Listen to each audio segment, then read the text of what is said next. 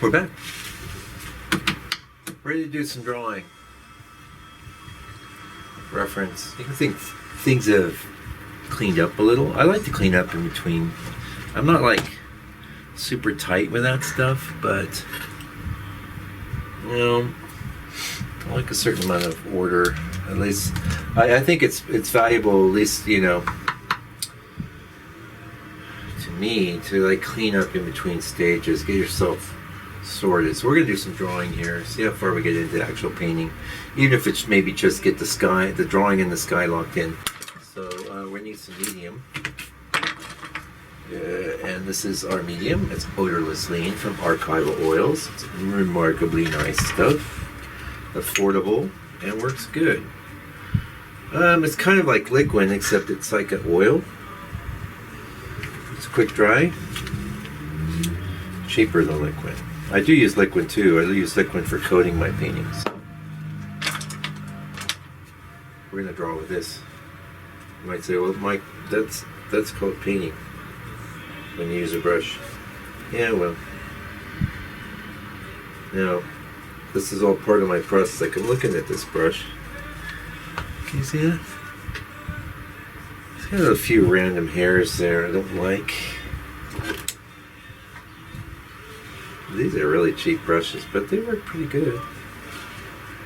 You want to know what brand I'm using? Alright, hold on.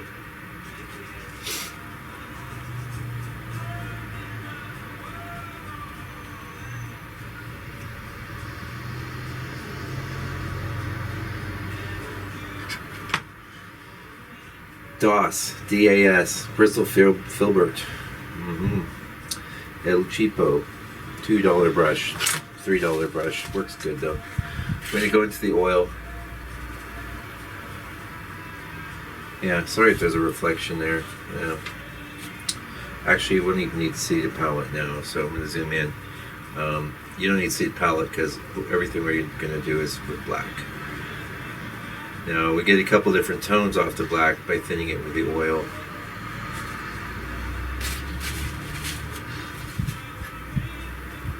I like to start with things pretty thin. See, thin.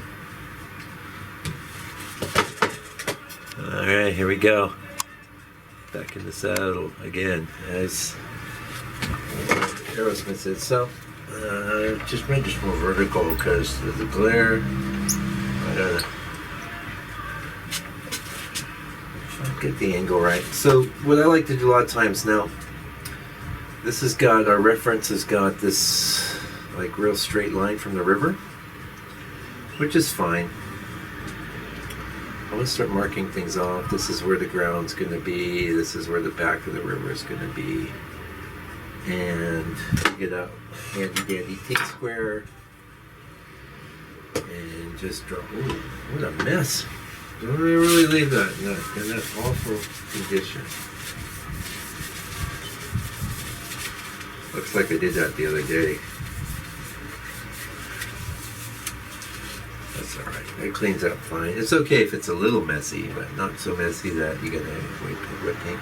So I'm looking at all my ratios. I think I'm fine. If anything, I'll go down a touch.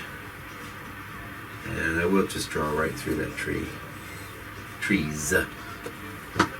That's great. I'm gonna pivot off of that. So I pivot off of that line. Hopefully it's in the right spot, even if it's not. Yeah, who cares? Yeah.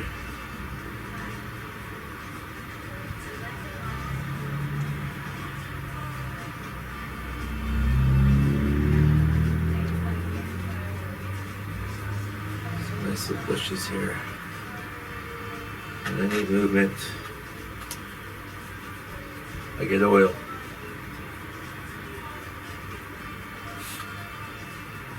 I'm gonna come down. We don't want this just sitting right on the edge of that bank. Oh, I was so excited when I came across this because I was like, kept trying to find ways to get to the sign where I was. It wasn't working. Alright, so here we got some pretty extreme verticals, and so much so that I'm going to get the spot right.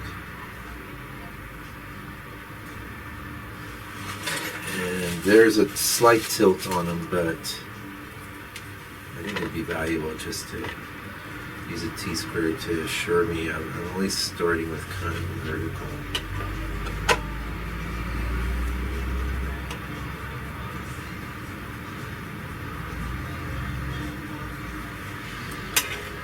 Well, that was not a good move. That's all right.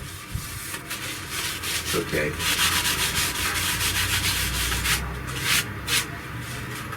Everything we're doing now is going to be covered. It still is worthwhile. So this is when you wonder why, geez, why do these brushes got such long handles? Well, this is why.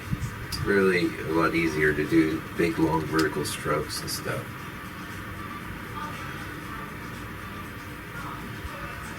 Just be slow, be patient.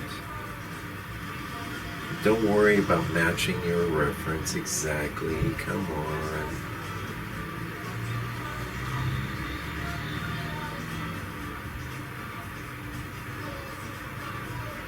Come on. It's okay. People get all hung up on that. Me too, for a long time. Not now. Now, do 3. Yeah, okay, fine. I got no choice. I'm gonna do it. So I don't need a T-square if I'm just pushing fairly hard.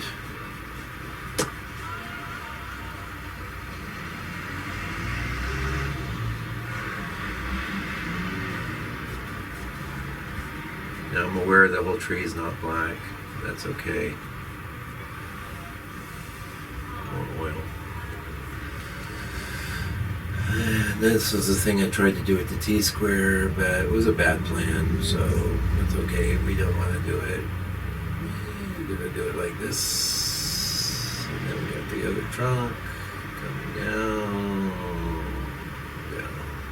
And you can see there's a little variance there, a little wobble. It's fine. Don't worry so much. You'll live longer. Okay. Yep, like that. Now make sure your top bits of your trunks are not ever wider than the bottom bit, because nature don't work like that. So if you did get things a little too thick at the top, there's two routes you can go. One, I think it's what we'll do here. You can just trim with the Q-tip, aka a swamp.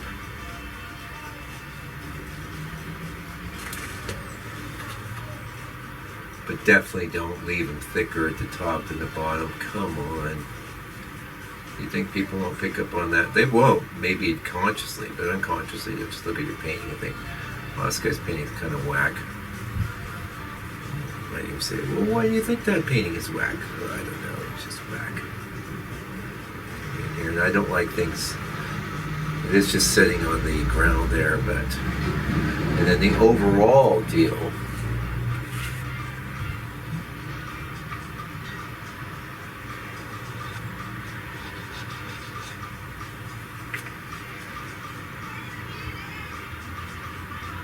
Be patient, and you can see one of my little tricks. One of the reasons why I did everything dark here.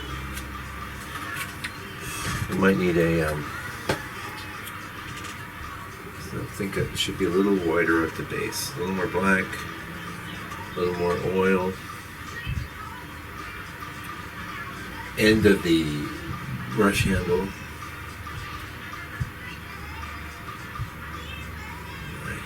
I just want this kind of even, like it.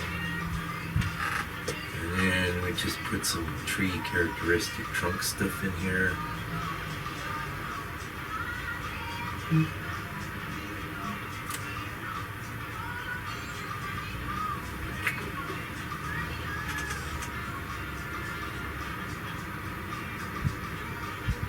Yeah, I like that. It's good for now. Now, ooh, let me zoom out.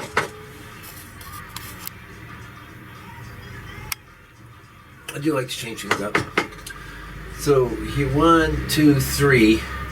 Don't make the mistake of doing this guy next. Do this guy next, and then plant the third little guy in the middle, which is almost completely optional, by the way. 3 is better than a pair of masses, but we're going to find our spot.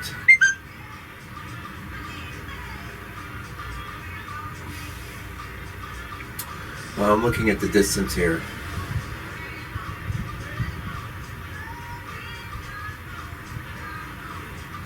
It doesn't matter if it's not exact. It's my wife.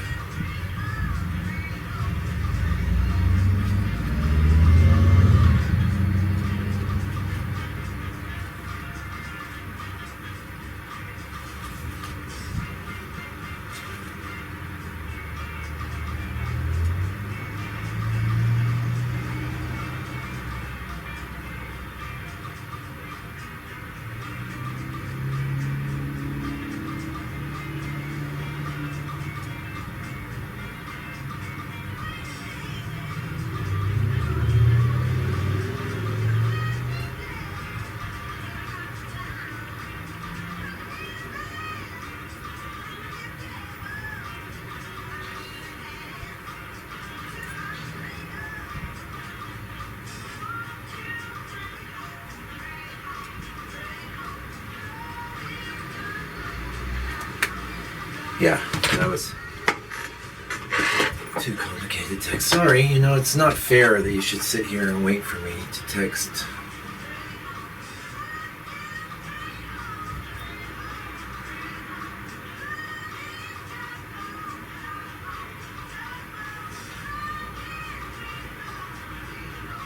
Keep them thin. Now, there's these two parallels there. That's not good. I'm not going to paint it. Always be willing. You need to be more than willing to simplify your landscapes. If you want to get good at painting landscapes, you better get good at simplifying things. That's just the facts. When to simplify? Yeah, you won't know unless you do a lot of paintings.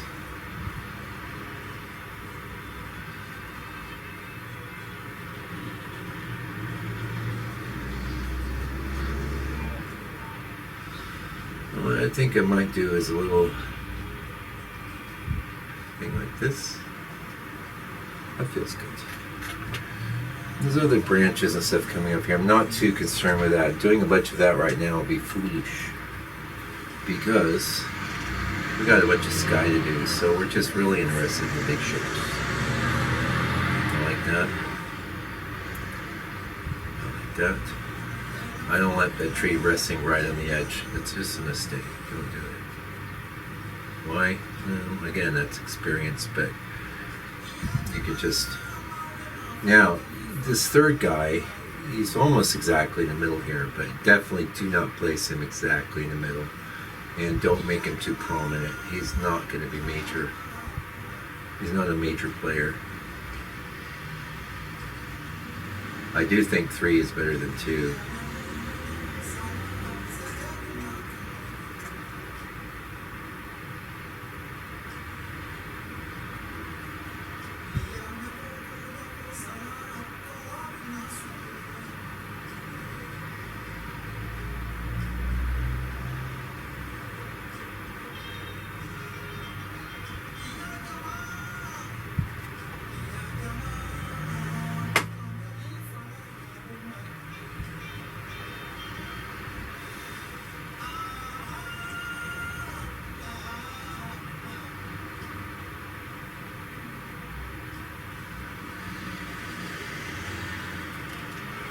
I said, Mike, what about all that cool Q-tip stuff you did? I don't worry so much. You worry too much. Everything here is going to get covered over, or mostly covered over. Okay? Back and forth, back and forth, back and forth. I'm happy. I'm happy with that. That's my basic tree shapes. I'm not loving this little blob here, but it's the story of my life. There's a million little blobs and things I don't always love, but I try and get on it. All right, now time to jump up our brush size. This was, yeah, I like this smaller brush for this kind of stuff, but we're gonna need to get into some mass. So much so that I'm gonna jump up to a 6. You see that hair? Don't want that. Goodbye. You know, so I check out my brush. I'm working it out. I'll leave it zoomed out for you. So I'm coming into this because I want it very thin, especially when to start thin and then get darker if I need to. So here we're going to do some tree masses. And you weren't expecting it to be that dark, were you? No, I know you weren't. Also, where my references got a lot of openness at the top, I will be doing some closing in, because that's going to look nicer. We'll leave some of it. We'll leave a bit of sky coming through, but you don't want to get nuts with that. Don't worry about the fact that it's in the reference. Definitely want to design your tree shapes. Be thinking about that now. This is one of the reasons I picked the larger brush.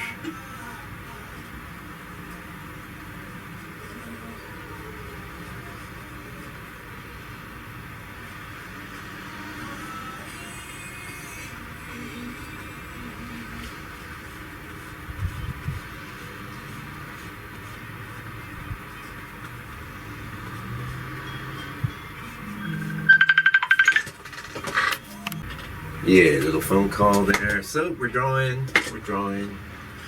This isn't set in stone either, by the way. I'm looking for movement, masses. I'm cutting through this stuff. This is the stuff that... These are the kind of trees Camille would have been painting too, really. Now, don't get me wrong, I'm not after aping Camille. I'm after doing an M. Francis painting, but inspired by his subject matter. Inspired by a limited palette, but I'm not trying to be the modern Camille Corot. He already nailed that. Oh, speaking of, my goodness, if you don't have this book, order it. It's Corot by Cecil Amen. You see that? Really, really awesome. I got that in France, but I'm sure you can get it anywhere. It's in 6 languages. Some of the best reproductions of Camille's work that I've seen in print, and frankly, sort of superior to stuff I've seen online. You know, you'd think, well, you could do any color online, but really, really love it. In fact, so much so, I might even photograph a few and use them as reference to do some studies at some point, because I will keep doing studies after masters, I think, as long as I'm painting. Now here I want to be careful. In the reference, it actually looks pretty good.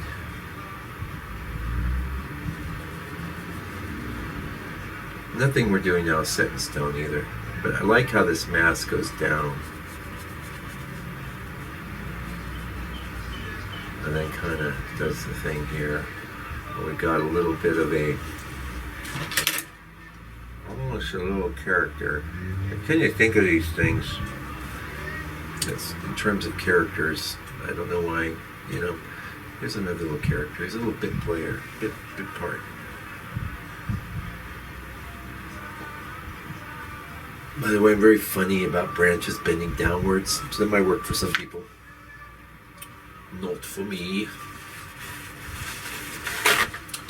And we're getting close to our drawing stage done. I'm going to wipe this brush off. There's a good amount of black in there, you know. I'm going to go into just oil. If you don't believe me, you can see that's just oil. Now, one thing I don't love about this is like it's kind of all in a rowy. I like some movement, one way or the other. So, in fact, I added a bunch over here because it was actually real low. I don't like that. So, and you can see that color is not much different than the color I had there. That's okay. Still going to get our ducks lined up.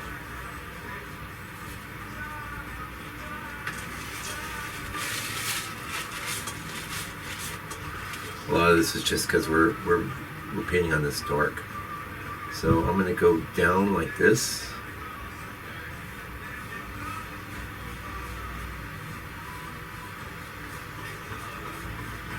Yeah, things are maybe a little confused here, but that's okay.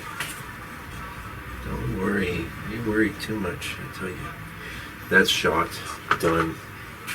This one, It doesn't even have a good spot on it.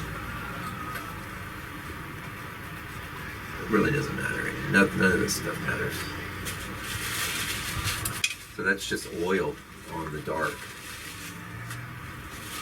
Just oil.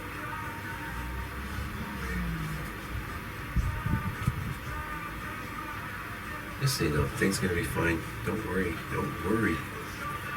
And then this kind of thing. Okay. Creating a little interest, a little movement, instead of just a bar across it. Right? A few little independent trees. What's nice? Here, now you can kind of see why I have this 6-inch, not 6-inch, number 6. It's about a 1/2-inch brush.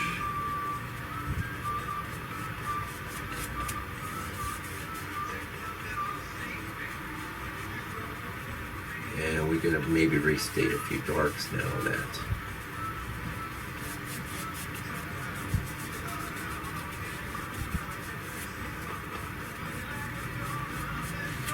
Like that. Getting a lot of glare. I'm gonna zoom in. I'm getting glare. You're not. Well, actually, it's nice to see that in the camera. I'm pretty happy. Pretty happy. I think I might do is my dark. I get into some honest to goodness darks. Here.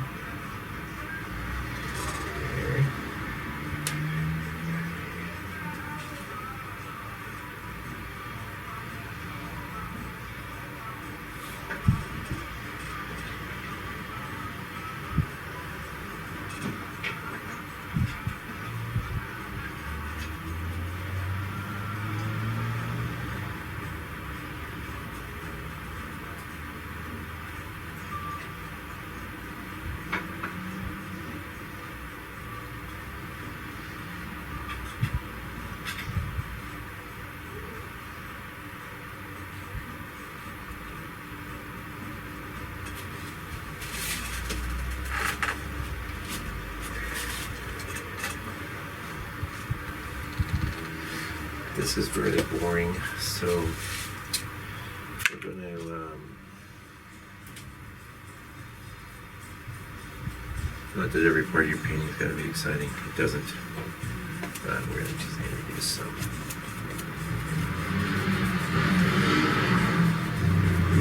darkness in the corner. I like a little darkness in the corner.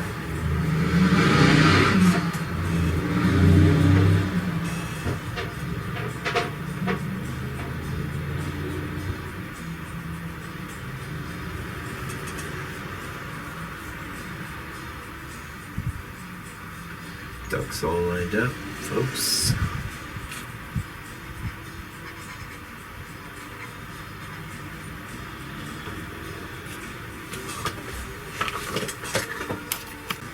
Okay, little breaks. And one thing I don't think I need is this actually darker than the other shade.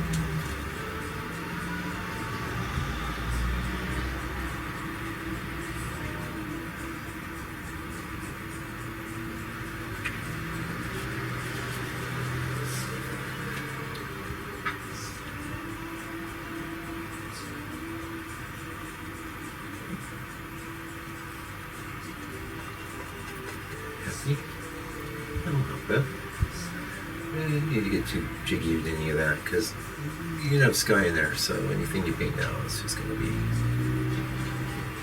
One thing that does occur to me, I do try and get like, if I did have to stop right now, I would like this to look pretty good. That's part of my teaching is always leave things in a state that looks good. So, in our reference, you want me to zoom out? Is that what you're saying? Okay.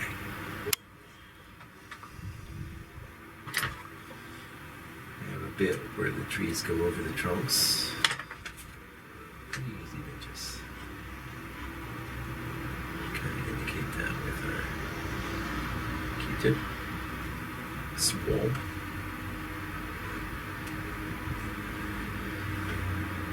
Yeah. Not so much here, but we might introduce some there too. Just to break up the tyranny of the verticals.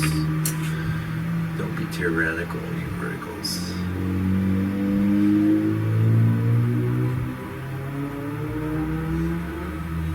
You get nutty. I'm actually real happy with this right now. So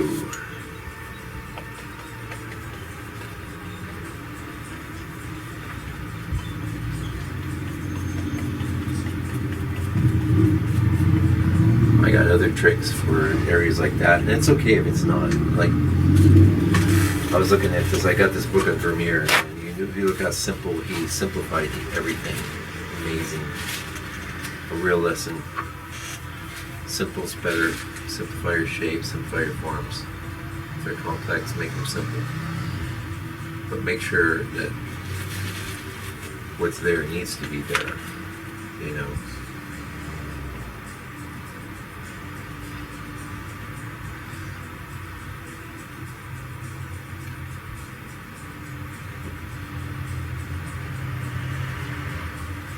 Oh, that's a good move. I like that.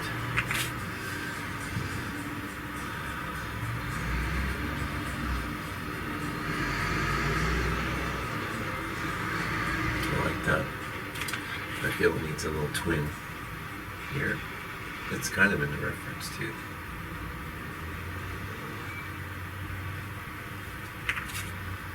You look like a tree.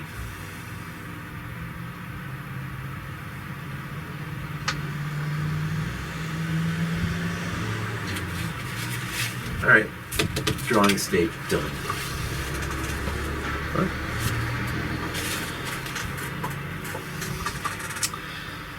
Yeah, so yeah, it's 3:30.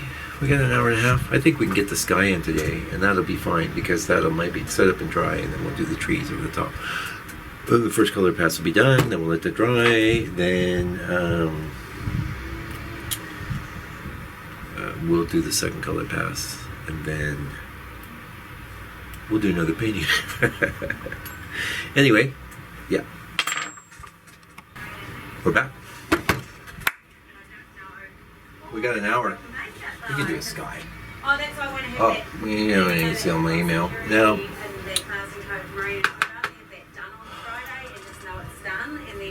yeah, even if somebody, even if I took a separate bed and then carry on going, that's actually a panel at a sister's place. So we don't even know if we're gonna go or not, but okay. somebody could. We had this brush for black. Oh, nothing in it. Yeah, it's gonna be good for. I originally got it out for the sky. You can see kind of what we're going after there, so I'm just gonna zoom on in. It's very simple what we're doing. It's gonna be a little bit of color modulation, but really nothing super fancy. I don't want a lot of stuff going on in the sky. This is coloring mixed. I will add a touch of this raw umber. Yes, that's those powerful ones that we Nice. use. And a touch. The ones that are a bit bigger than our silver ones, it's those ones with white covers.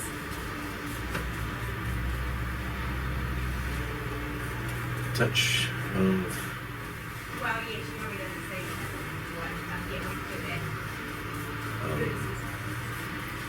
that. Mike's gray back in the ochre. I feel like I want that darker, so.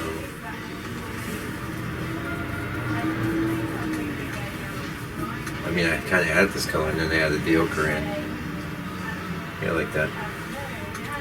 Now, FYI, don't paint with your oils too thin. They're gonna get transparent over time. I'm adding black. I'm adding things.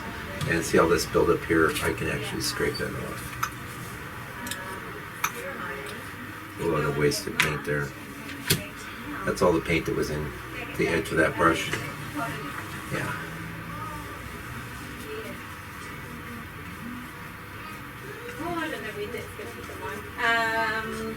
Okay, well, if I had the archway all ready to go, like if we did all the flowers for the archway Touch of red. on the Friday, we need to start the fences. And a touch of raw umber. Yeah, you can see that. Why? Because we're starting to get in and define some of this. You don't have to do it all at once. Just get started. Try not to do bunches of little bits. Try to always connect your shapes. That's a great lesson for you. Number one difference I see between amateurs, say number one, sounds like a marketing. One of the main differences I see between amateurs and professionals is professionals will link their shapes and amateurs don't.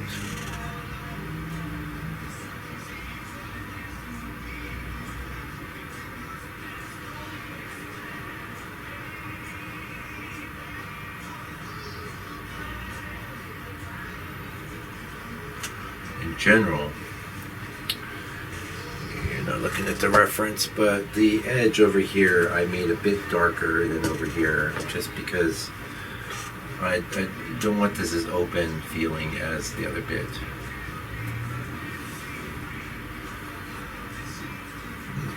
Pardon me. I know I'm just burping on YouTube. You're thinking, why are you doing all those little tiny marks with that big old brush, Mike? Trust me, better. Don't use a little brush, not for landscape painting. Unless you're doing a landscape painting on the head of a pin. That would be the exception to that rule. Yeah, like that. Keep in mind too, we're going to have second color pass. We can do things. We're going to do some glazing. I'm probably going to install some sort of semi-clouds in here too. And the other thing I want to say is that the reference is only reference. If you feel you need to deviate from it for any reason, in any way. So you see I'm working fairly transparently here. Not a lot of paint in my brush, but I'm kind of finding my way.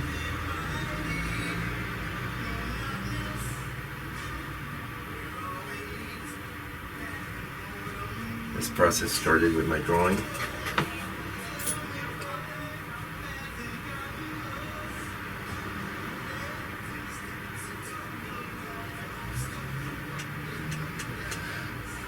Sort of painting a negative here because the sky holes will define that shape.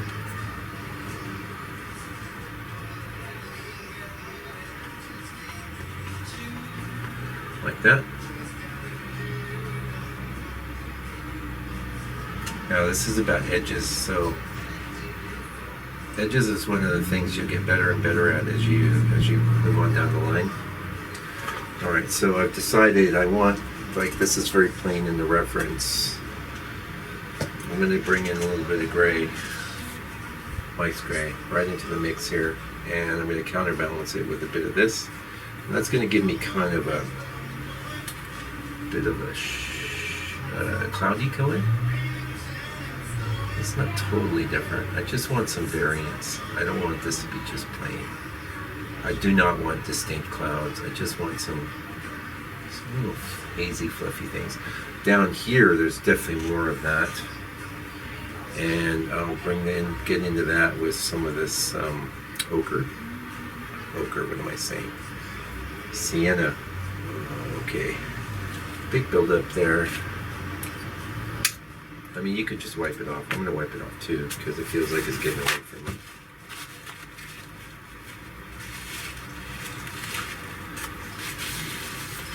Yeah, like that. So we've got this here. I put a little bit of that in because in the reference we got like these kind of things going on here. So what I don't want to do, you want to be a painter. Be a painter, not a house painter. Now, in the river area, I'm pointing at the reference you can't see. We could mirror the sky, but 90% of it is reflected foliage, so we're just going to do a bit here. And keep in mind that your colors reflected in water are always darker than the colors they're reflecting.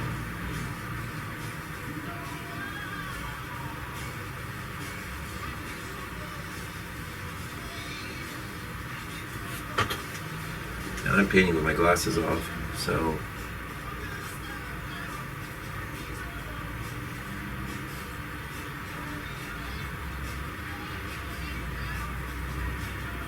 so the reason I'm doing that is because I want to see big shapes. I don't get hung up on no detail. Detail, you know, is overrated in landscape painting. I'd say it's overrated in most art, but especially in landscape painting. You'll see all the masters started out with more detail and proceeded with less and less as they progressed on their journey as painters. You know, tradition like that, I mean, I could leave it. I saw it as fresh.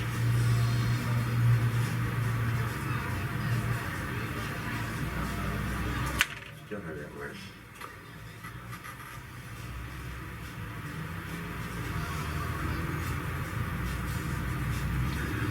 Also, I recommend painting somebody just be thinking water.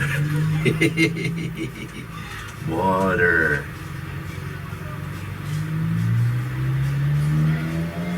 How you doing? Water. People walking in the store, it's all good. Like that.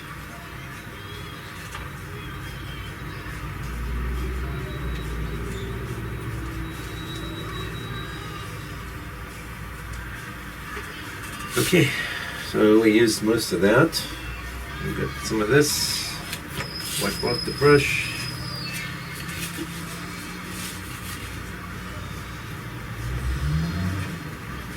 Just want that kind of connected. You'll see what I'm up to. Yeah.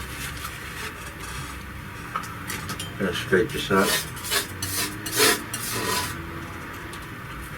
Pretty cool palette knife. I got this from a friend of mine. She got to watch my dog while I was on vacation. Really great is it's all solid there. These little DAWs specials always break here where they've welded it. Okay, second color. I told you the sky wasn't going to be a big deal. Not a big deal. Into the medium. In this color. It seems very light right now, lighter than it was. So I'm going to bring in some ochre. Actually, I want even more. And I want some of that. I'll zoom out and show you why.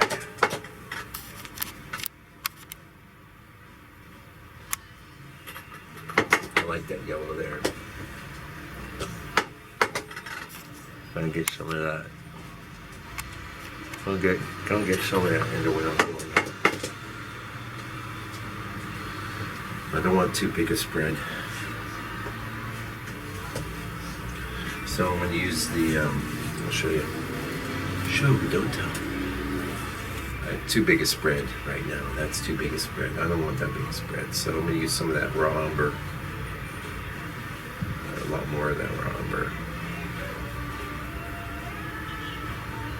Well, I think that's a bunch of that titanium white. That's pretty good.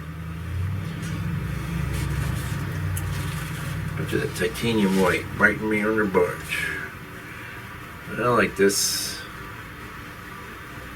Oh, okay. Now on the palette that seems too dark, but here I think it's working good. And I'm gonna just kind of break up these edges a little bit. These, like I said, I wanted some difference with these clouds I kind of put in.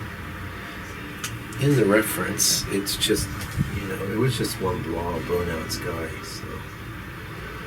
Now, it could have been a case where I stuck in a whole nother pretty sky, but I didn't see the need here. It's not, there's a good amount of sky showing, but You don't always have to make every sky explosively interesting. I like that. I like that. By the way, I have ordered a lapel headphone. You'll be so glad to hear it. I'm bringing in some of this. I'm bringing in some cat yellow. I'm so glad I did because I'm modulating. I'll always be modulating. Always be modulating. Yeah, nice. This brush is a little big for the job. Okay, we're back. Now, oh, you know what? I put my glasses on, and you know what? Before too, I think one of the main reasons I took my glasses off was I'm gonna need some more ochre. Dealer around the ochre.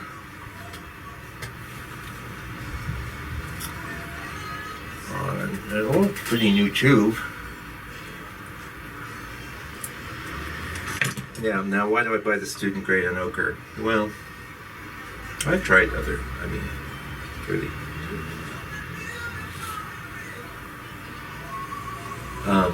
Because the way I see it, it's just dirt. You know? So on the student grades, with especially the more expensive pigments,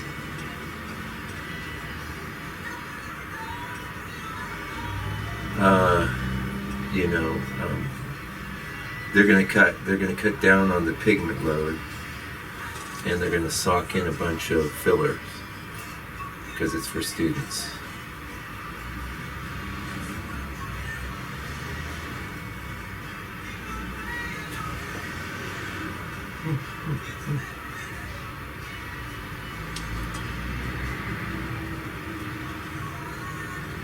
Oh, so what was that called? Let me tell you.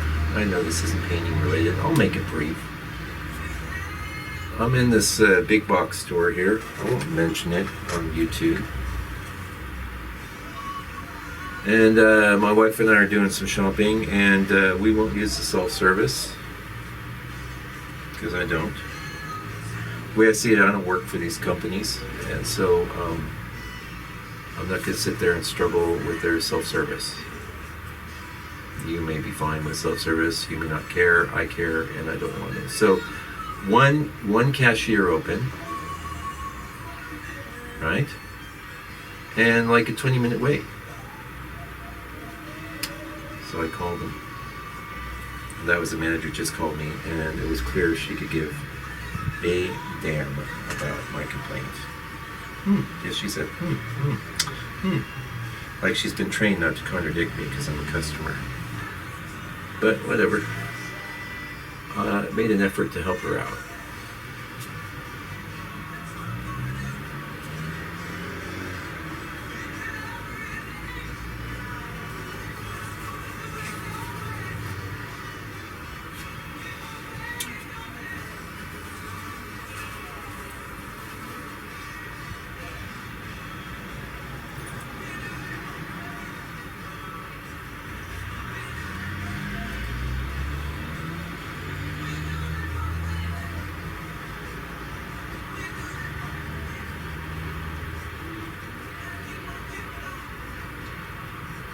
You get a slice of life.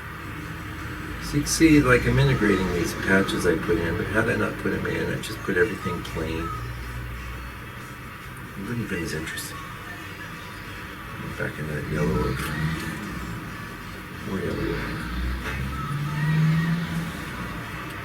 I don't feel like I'm done with the ochre. In fact, when I want to bolster the ochre effect, I bring in the transparent earth yellow, which is, when white hits it, it looks just like ochre. Right. Difference is that ochre is very opaque and transparent earth yellow is transparent. Hey, how you doing? Good, mate. Good, sir. Good. Just filling in the time. I've seen heaps of your Facebook posts lately, so I've got the car's just down the road. So. Awesome. Yeah, good. Oh, yeah. Have a look around. Are you looking for anything specific? No, or? no, I look at everything, mate. I just want drink reading. Yeah, I got you. Funny thing though, the scooter in the doorway. Ah, it's awesome, isn't it? That was my first scooter. Really? Yeah, exactly the same sort of thing anyway. You think it could support your weight now? Oh, very much doubt it. I know I've got a lot bigger since I had something like that. It'd have a couple of words to say to me, I reckon. Yeah, yeah.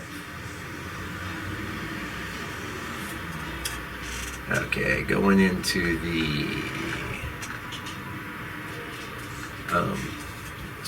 lead white. And you see the lead white, if that was titanium, look how what a subtle effect that gave me. This is the beauty of the lead. The lead is beautiful.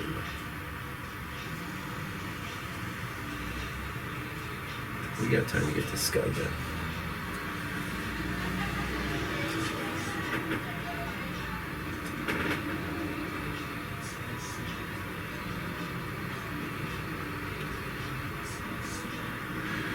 A little bit of oil. People ask me when you hit the oil, man. Well, when the paint's not moving, but don't get your paint too thin, because like I say, we don't have to do every sky hole, by the way. Like I say, this over time the oil paint will become more and more transparent. Now, one of the things I'm going to do. So you see how when I hit this.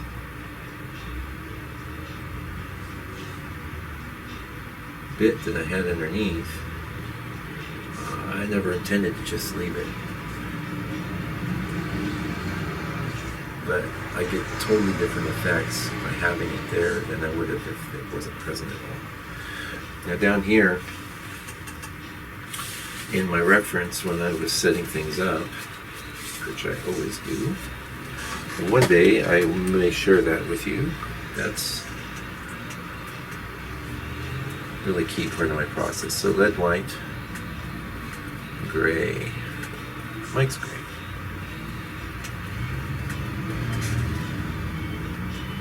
I want to add this cooler element.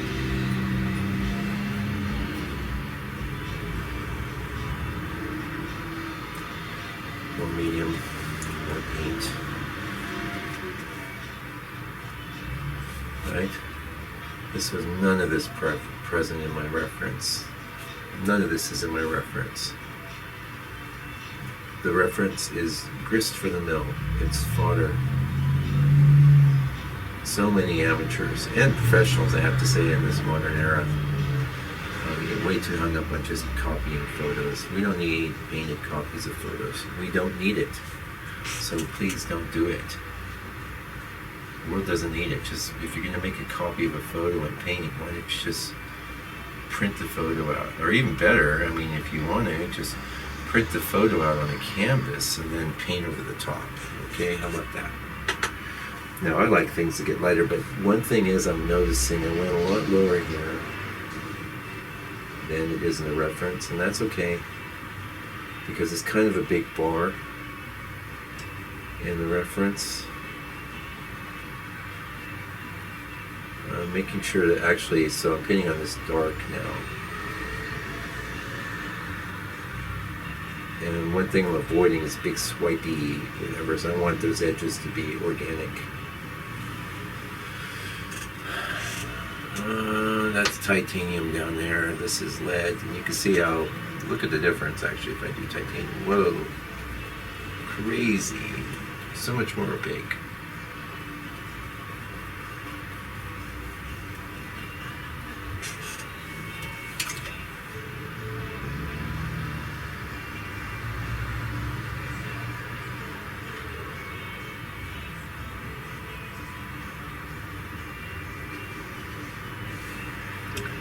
Don't give me too much lightness.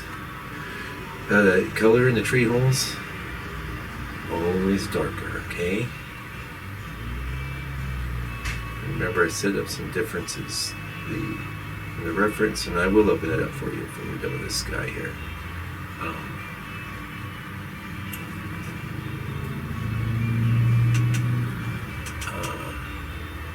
The reference is just kind of this one bar across. I don't like it.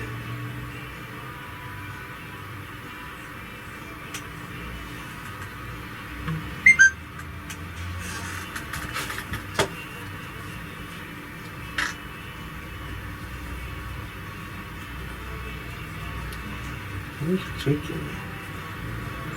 You're right if I shoot off a bit early. I've just got to get. Oh no, good. No, I'll just keep an eye out. South. Okay. After rugby. Yep, good up. Yep, I'll keep an eye open.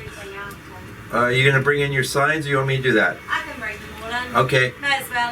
Yeah, but leave the door open. If we can make if we can sell another bouquet for the end of the day, let's do it. Alright, I will knock up there and I'll start getting moving, and then otherwise it's just going to be one south. That's fine. It's all good.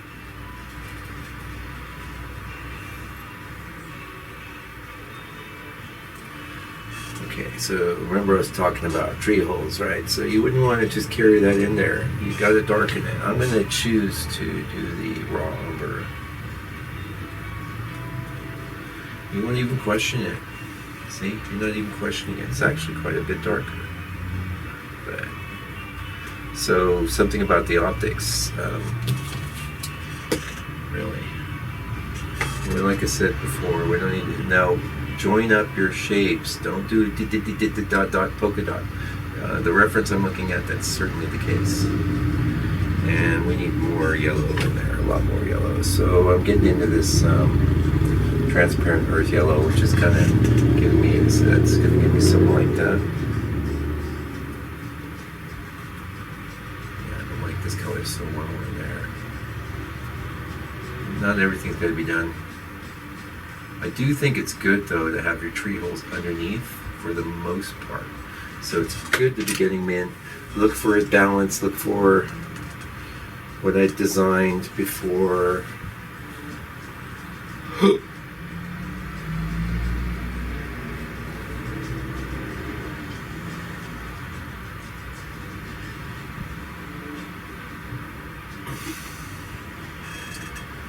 Now,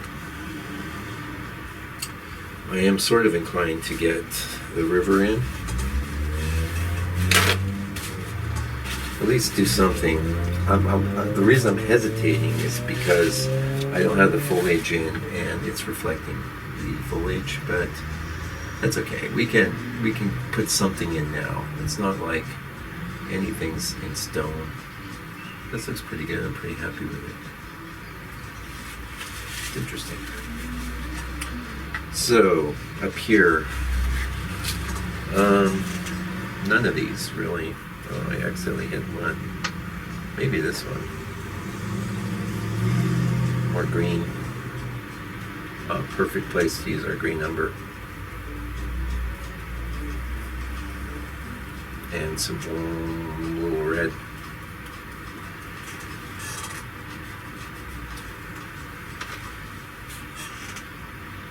Let's do a bunch of this.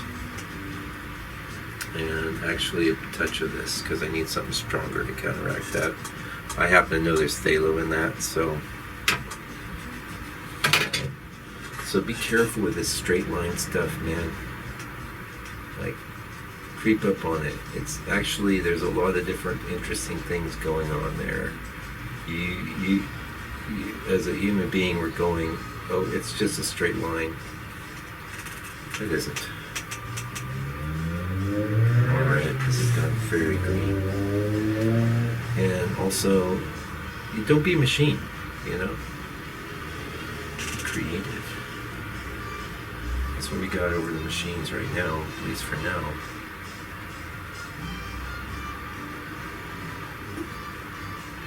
Don't feel like you gotta do everything at once. You don't.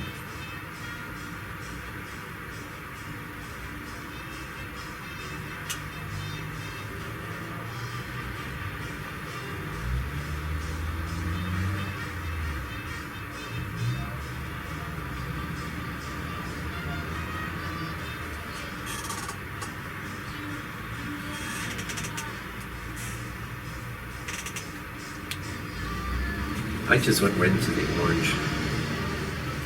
I need something changing up here. What this is going to do and how it affects this, I don't know, but it's just getting too blah, too pedestrian. And it's in my reference too, so I decided to introduce some of that because everything was just getting this color. It's like, oh, painted in here. It's just blah. I'm wiping the brush off. Pulling things together. I'm actually going to scrape up some of the paint.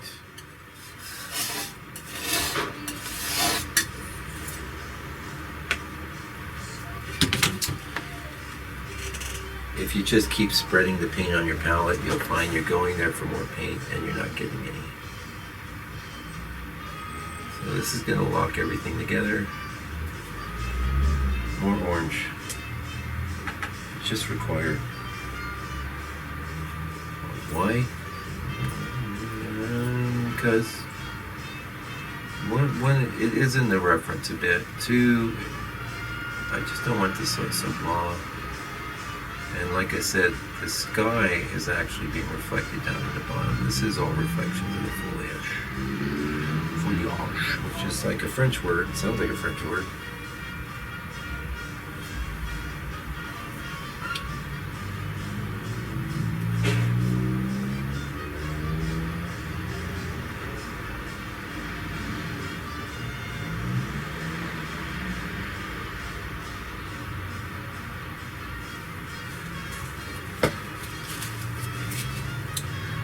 Okay, so I'm feeling like my big brush is too big for there. I'm gonna grab this black brush. Cheers, mate. Alright, thank you. Have a good one. I'm gonna grab this black brush because that brush is too big if we're in a little area like this.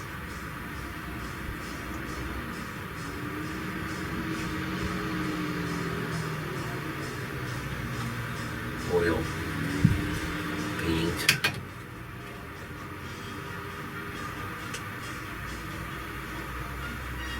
This is going to be really beautiful. It's already beautiful.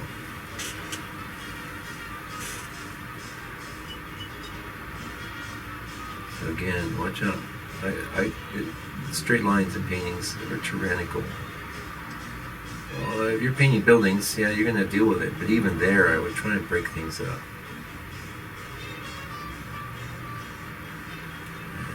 And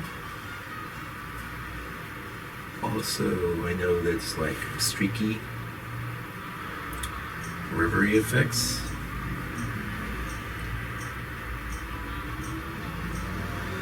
And also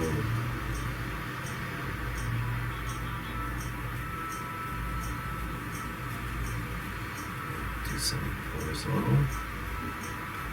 These are the things that make water look like water.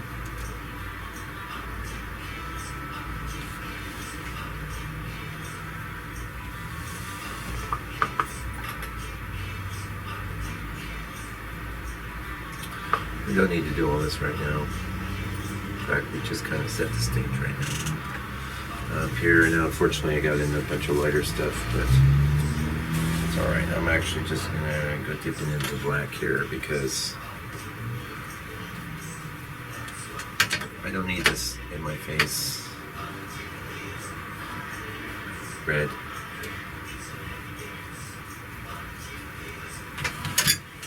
I know you can barely hear the music. Thank God. Because first of all, I don't need no copyright strikes. And second of all, it's so stupid the song they're playing now. Oh my God.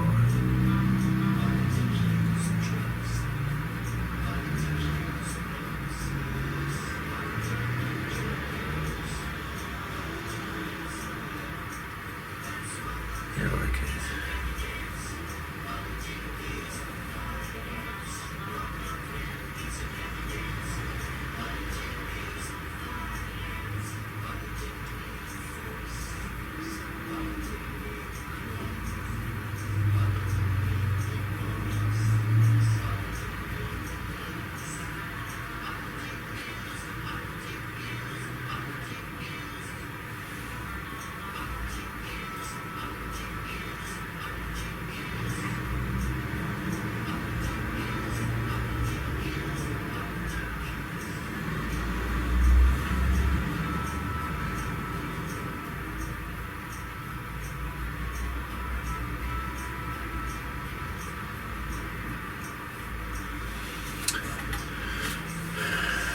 That doesn't look good. That's alright. He's good. Hold on. I'm gonna keep this kind of vague. I can mess around with this for days, but I'm gonna just kind of... I just wanted to get something in there because I like to do the sky and the water at the same time. This feels like I went too far with that gray thing and the white. I mean, it kind of works. But I'm just going to go in with some medium and some of this, and a dot of this. Careful with the CAD because it's opaque. Oh, that's not right. CAD's going to be the solution there. So it still will have a difference from this other stuff. It's okay. Just had a feeling like it wasn't working. I'm trying to bring in some of that gray there, but it feels like it's not working. So get rid of it.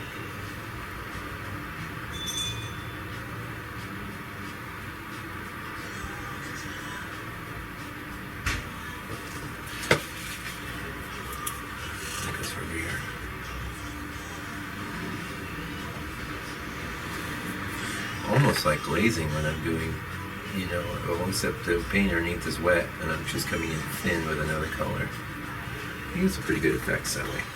I think this is a good spot to break for the day. A little bit of lead white, a little bit of... I just want to do some, again, the moves I'm making are like dry brush moves, but it's not dry, everything's wet.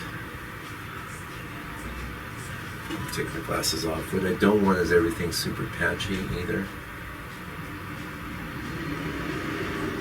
or super smooth. I want a nice place between those two streams. Now's the time to do it. I took my glasses off because I have any big bloppy spots I want to address. Going into the ochre because I lost a bit.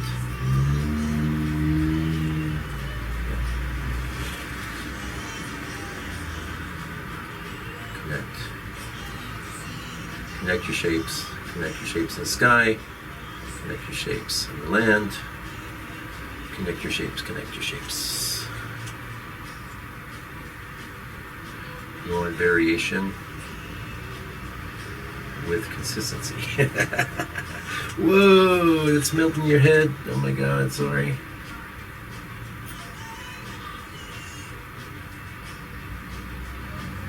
What are you thinking?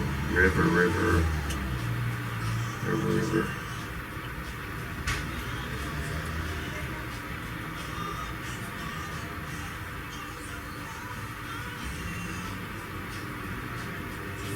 River, river.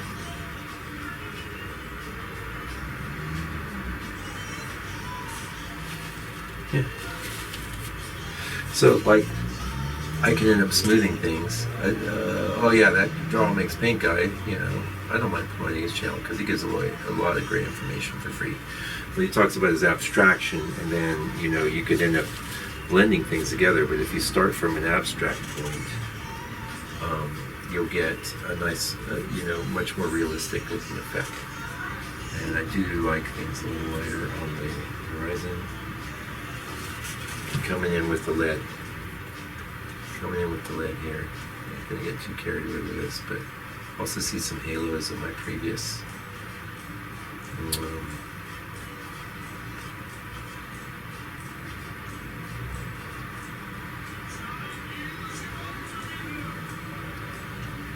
yellow ochre, that white. Some more strain that red white is.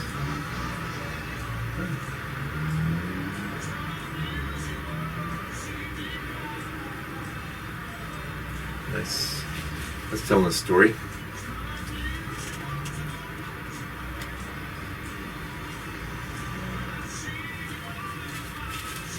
We're done for now, done for today. So, make sure if you're going to do some scritching, that's my technical term.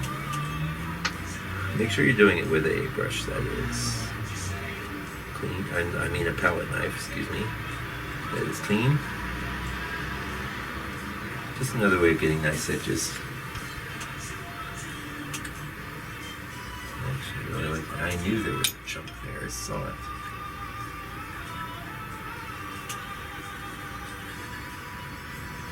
Yeah, like that.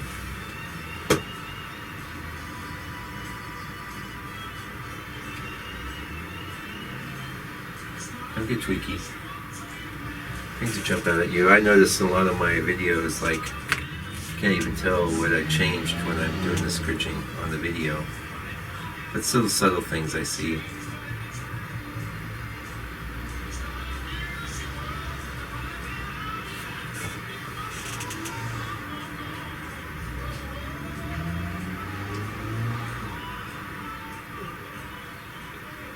Alright. So, we'll be back tomorrow. We'll get into the trees, get into the ground, and we'll have the first color pass done.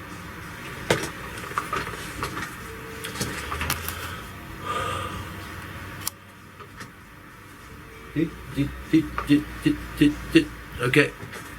See you tomorrow. And we're back. You don't even know it's a new day. I look the same. This looks the same. Everything looks the same. But it's a new day. Actually, today, Wednesday, November 20th, here in New Zealand. And it's morning, actually. I usually don't even get into painting till the afternoon because the light is coming in right in my face right now normally, but it's overcast today, so and I was feeling real good about where this was headed yesterday, so I want to jump in and do some more.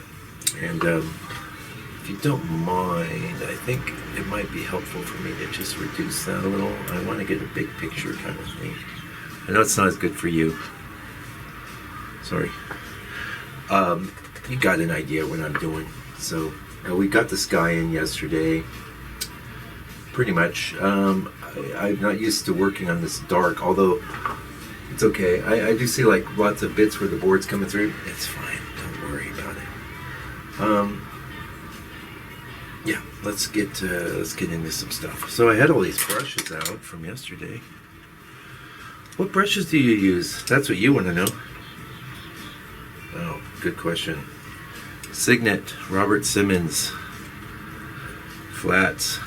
I've been using these. I wash them real well. And, well, this one's getting a little worn here.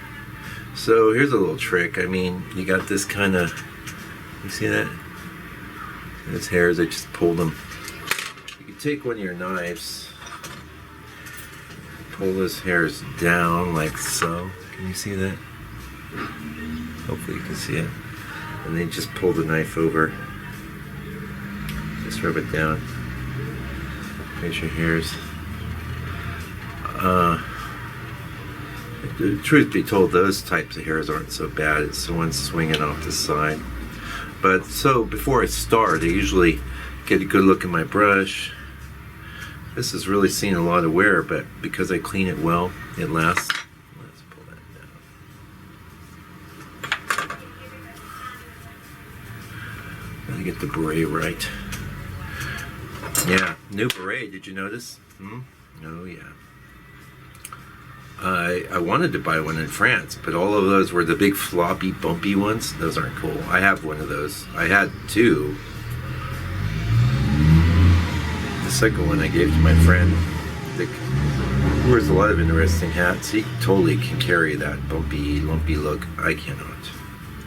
Yeah, so I look at the brush. Nice. I start with flats. Now these really look like brights. Got a little brush here. That's in good shape. Alright, nice. Got my knives. Yes, I know I throw things. I know. Got my coffee. Oh my God, Mike, you're wasting my time, man. No, I'm not. It's yeah, well, yeah, I am. But it's okay. We're gonna get some. So these are the colors we mixed yesterday. I did add a little dot. Like I keep some Gamsol mineral spirits in here. And I add a little dot because some of these are mixed with that that raw umber. And the green number too. They dry really quick, so we need some medium. Don't tell me I left it in there. I did.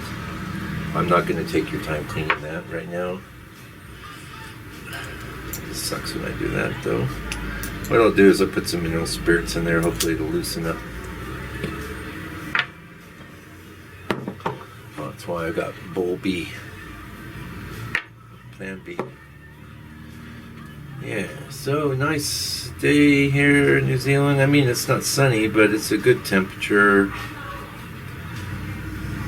Summer's coming, or is here. I don't know. The medium, yeah.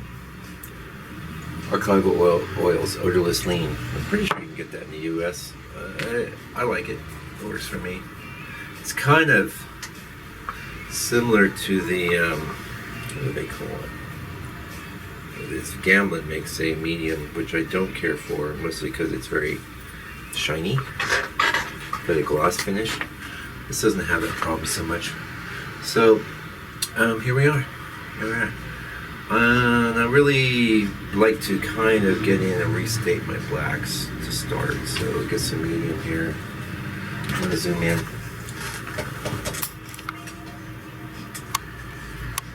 Well, framed up nice. Just restate some blacks. They're pretty dark here, but it's just black. It's not. I'm just looking at the darkest areas. I'm getting a lot of gloss here, but I think it's okay from your angle. And even though you might say, well, those look really dark, I'm surprised.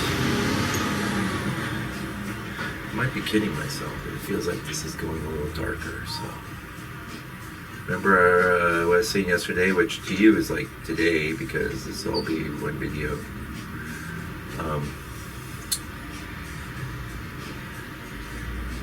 This is why we use the long bit of a handle for things like this, moves like this.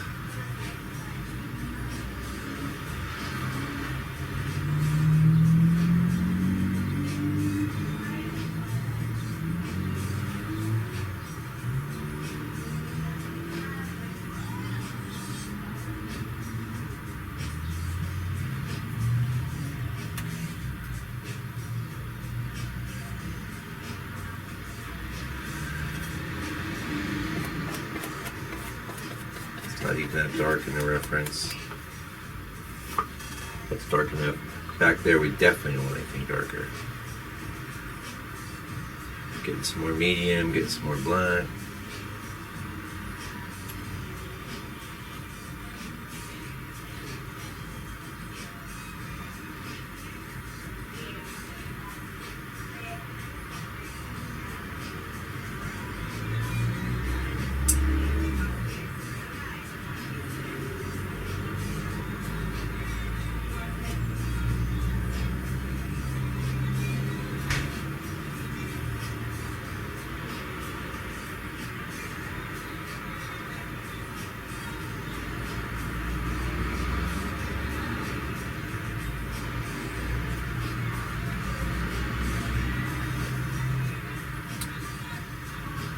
Yeah, don't need to get too crazy. I just like to get the darkest bits underneath. That might be a good time now to get some of these sort of indicated, even though this light's going to go away.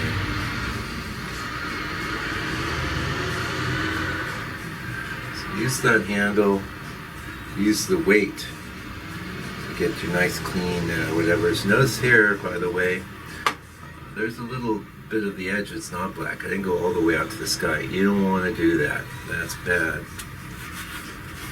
You don't want clean, sharp edges in your landscape paintings. I mean, maybe you do if you're doing a real, I don't know, whatever kind of style. Maybe a real, like, graphic kind of style, or there might be reasons, but if you're trying to do my kind of thing, yeah. Alright, so I guess I'll leave that dedicated darks. Grab a new brush. Now, one thing I don't mind doing is just coming into the blacks with my. It's not even green. It's brown, and it's I'm gonna have to get it to say its identity a little better, so I added some of this permanent orange. I already know we're gonna run out of that.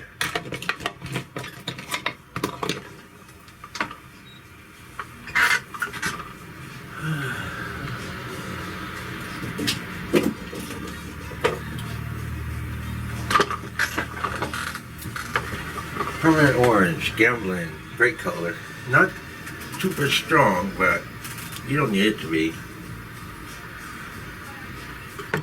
If I need something in this range a little stronger, I'll add some of this transparent, this transparent earth red. So, I actually really wanted to get into the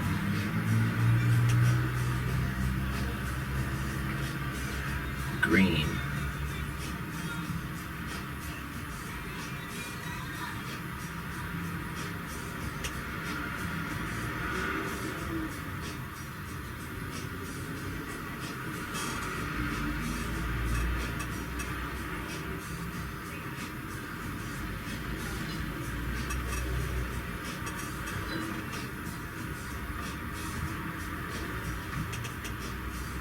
So, trunks, right? Really the key, I think, is just don't overdo it. God knows I have so many times. But one of the reasons I have the black underneath is so there's a fresh wet bit of black. I don't even know about it doing any brown there. Now there is, I just want to put some of this down here.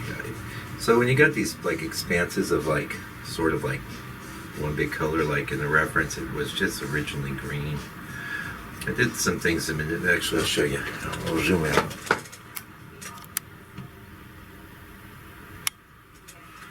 I'll make it bigger too. Oh yeah.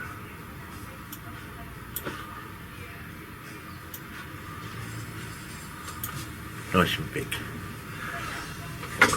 This was all just like green grass in the reference, and so I mean I did a lot of things to change things up here. Not like I sat there and made a lifetime project of it or anything, but I just did some things to make it different. I put a lot of red in there, and here this color is really for the wood. Actually not so bad for back there either, to be honest.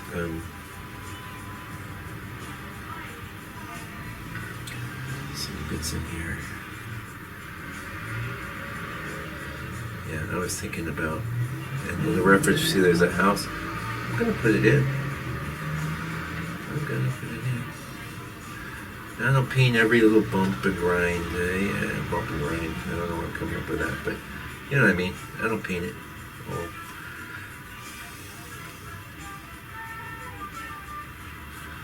There is a darker bit at the bottom here.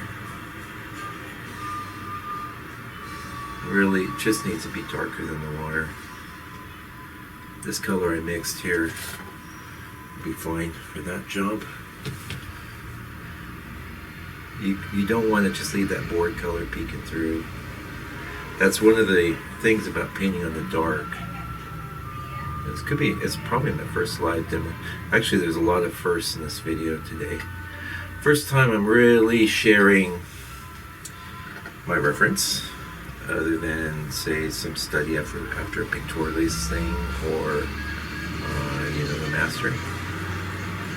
Just feeling real sherry. And some of you have been really generous in supporting me with donations and comments and help and buying paintings, and I really appreciate it because, well, I don't need to tell you, most of you are artists. It's not an easy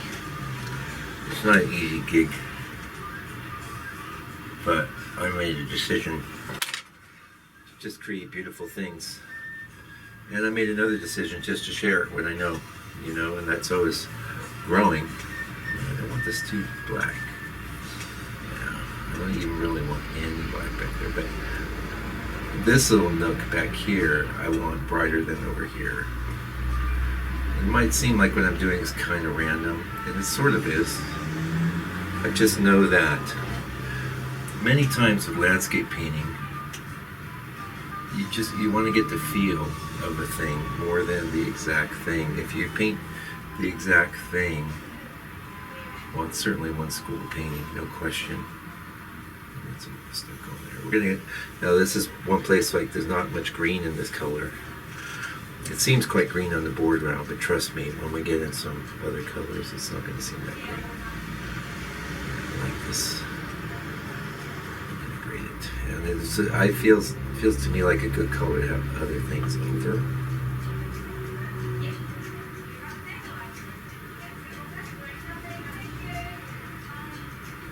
Watch out for these things. You want kind of vague. All of this should be covered.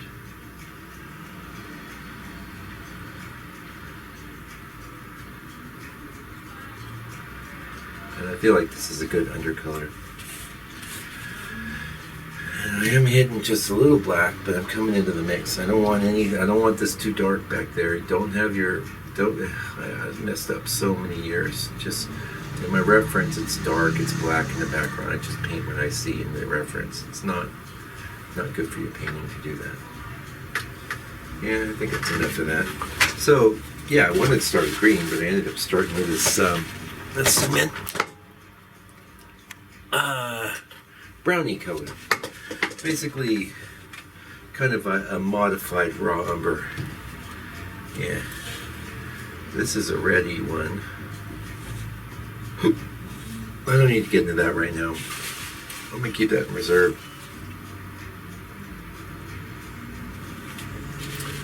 Because I feel like getting into greens, dark greens. So I would grab some of that, some of this, and a touch of this phthalo, because I really want a nice dark rich green, but I don't want to go too black. It's got to have some difference between the trunks. So I like to paint this sort of, oh, that's not dark enough. So you want your darkest bits of foliage underneath. Until I've seen it better time. Let's clean this up.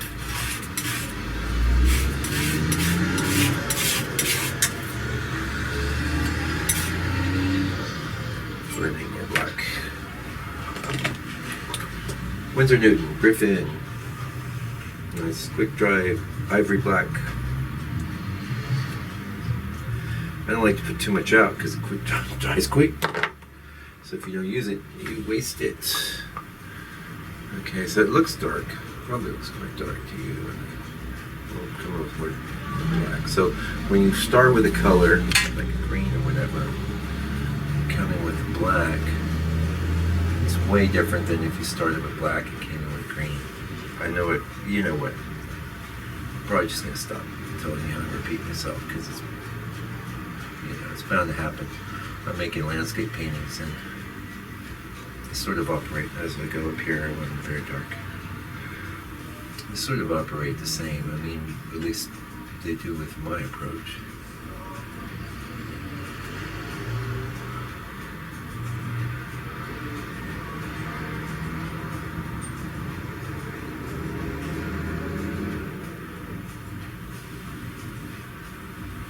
Some nooks. Now, and remember that reference. There's a lot of like open sky holes here.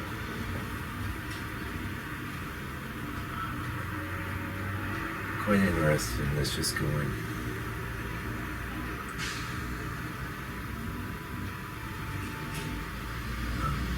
Pretty much dark black up here. Vague. It's definitely not the place for details and stuff on the edge of your canvas. You want to have areas of the canvas, board. Now keep in mind too, we can add a few more sky holes if we need them. And sometimes it's good to even do that. Second color pass. Yeah, I'm not going to try and retain that little stroke I did. I was just kind of... So. Now, one thing I like about the reference is that it feels kind of flat. I don't want a lot of depth here because it's twilight, right? The sun's gone down. It was really the end of the day when I shot this reference.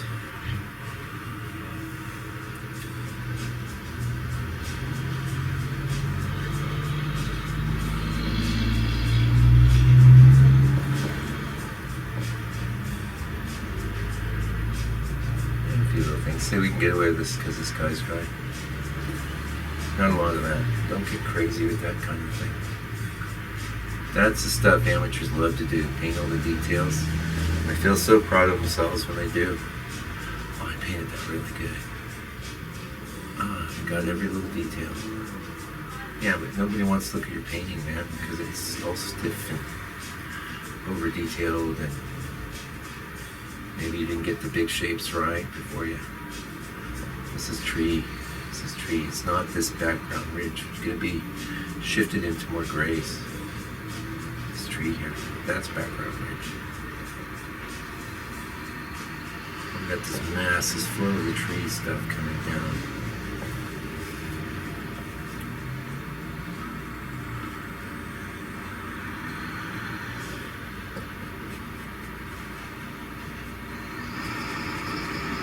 I like to use the side. Sorry for all that noise. It's going to be much better when I get the.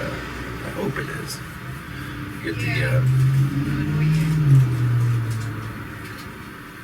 lapel microphone there. Over the top here. Very light over this dark. I want to keep that. Oh, I got a new desk right behind me. By the way, more of this. Amazing how much cheap. I'm gonna get into a bunch of negativity, but it's amazing how much cheap garbage there is out there these days. Granted, it's for cheap prices, but just the slightest amount of effort, they can make something better than the last.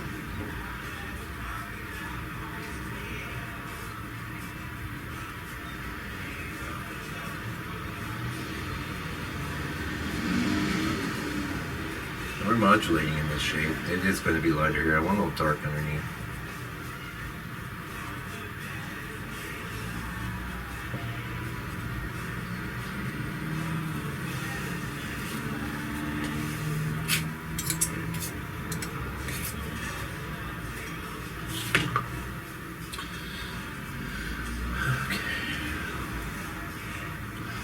Now as far as here, yeah, I want to push it into a more reddish green.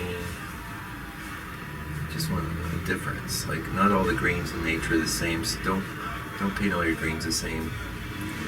Also, pretty much flat.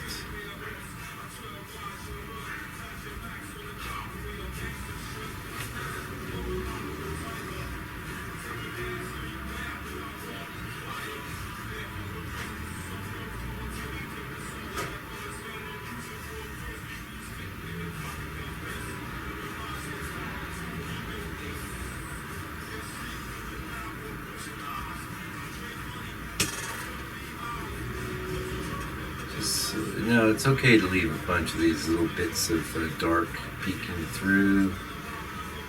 It's okay to paint. Don't ever hesitate to paint over your, like these black strokes I did. If you work around, no good. Just a piece of cake to come right over the top again. You don't want, that'll look stiff and wrong. Oh, I speak from experience. Okay, like that. Come in here. Remember, it's okay for things to be vague. People know what trees look like. They don't need you to spell it out.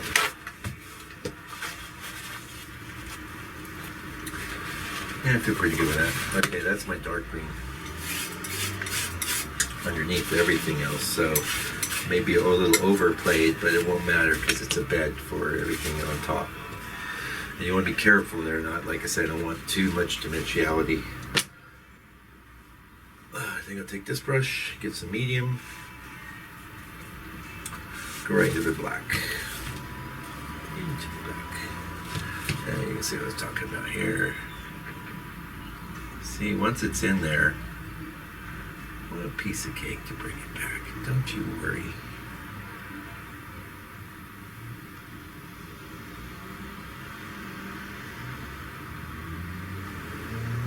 Don't you worry so much.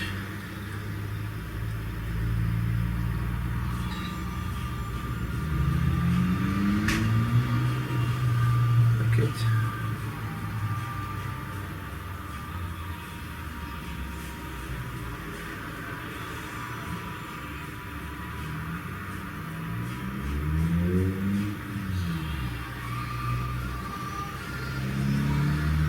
And here we're just gonna do some. It's not really. Well, the reference it is. Oh, I went into that green, didn't I? It's alright. It's all good.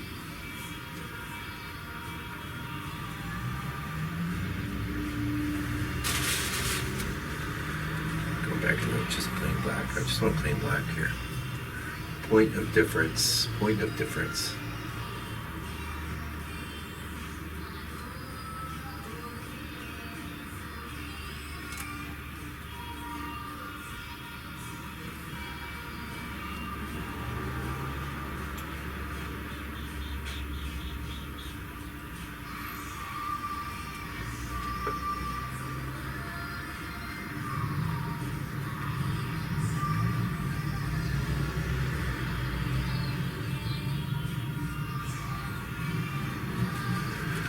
Nice. More medium. You need more movement, you need more medium.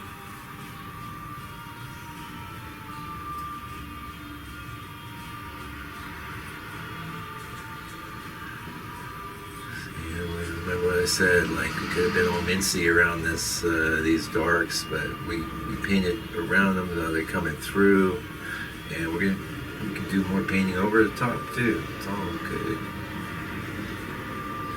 Careful not to get things too thick. It's already a little thicker than I'd like it to be.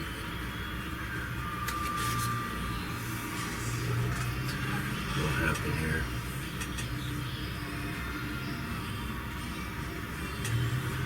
That sky is pretty much dry.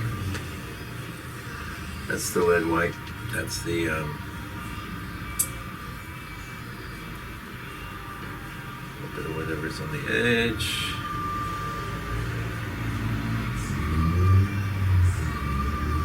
You want the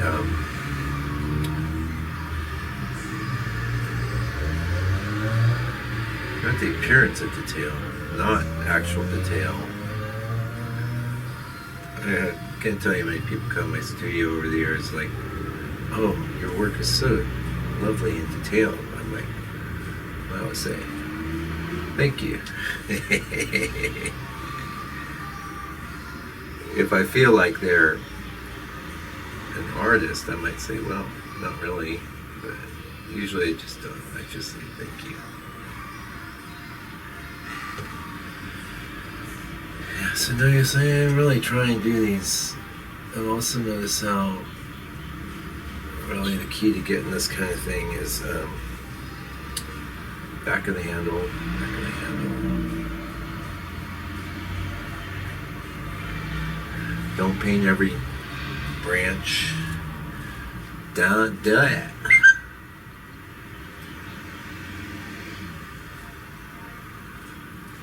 I don't like bendy overs, I told you. These aren't so bad here. You can't see them, but pardon me, check my...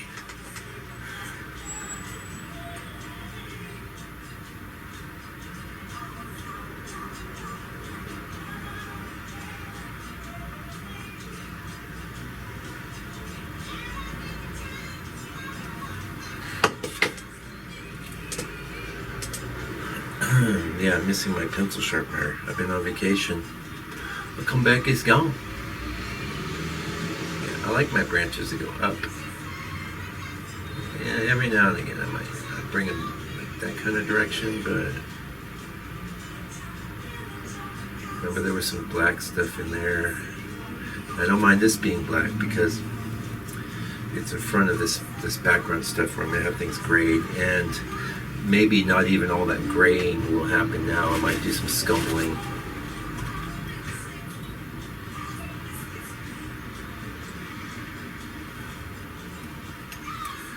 Get some medium, get some movement.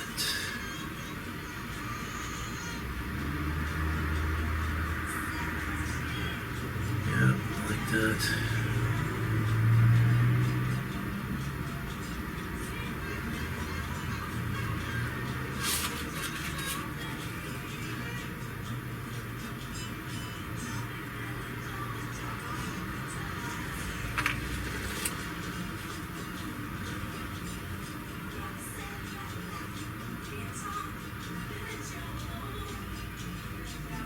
Getting the movement because I got the medium.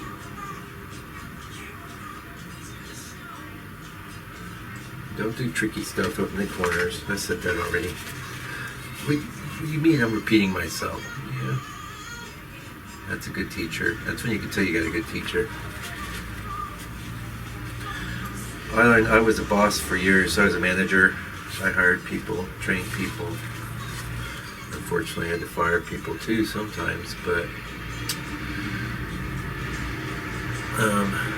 I can tell you firsthand from all the training of people I did, most people do not listen the first time.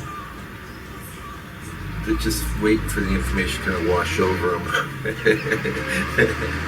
That's fine. I don't have a problem with it. It's pretty consistent behavior. I like that. That's cool. Now, it does feel a little clean, so sometimes, you know, you can do a little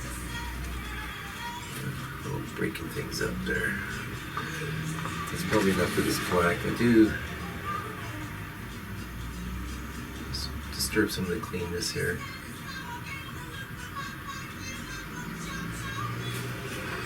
You don't want those all, you know, there's leaves in front, there's leaves behind, what have you.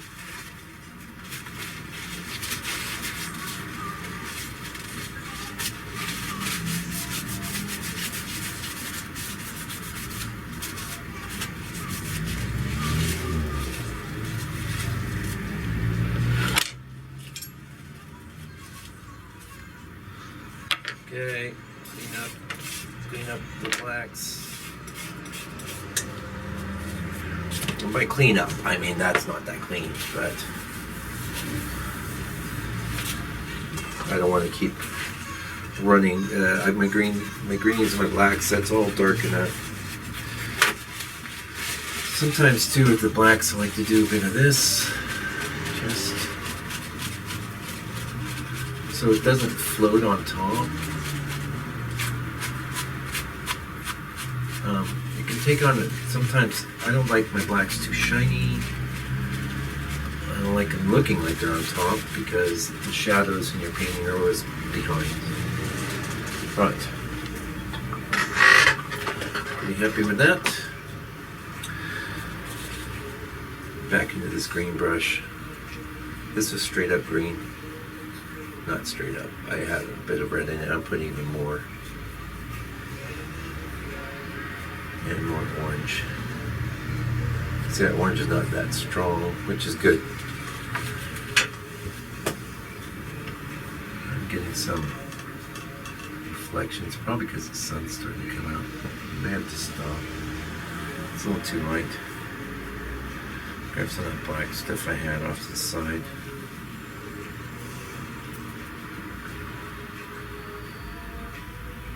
Keep in mind, I didn't want this. It's quite dark in the reference. It was night. Not night. It was going to be night any minute.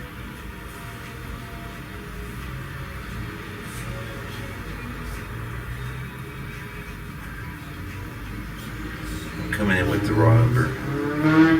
The color killer. That's nice. Too much paint on my brush. Can wipe it off. See, I can work with that. Then I'll go back into my little pile of paint. Don't overdo this stuff, man. Don't get crazy. Just lay it down.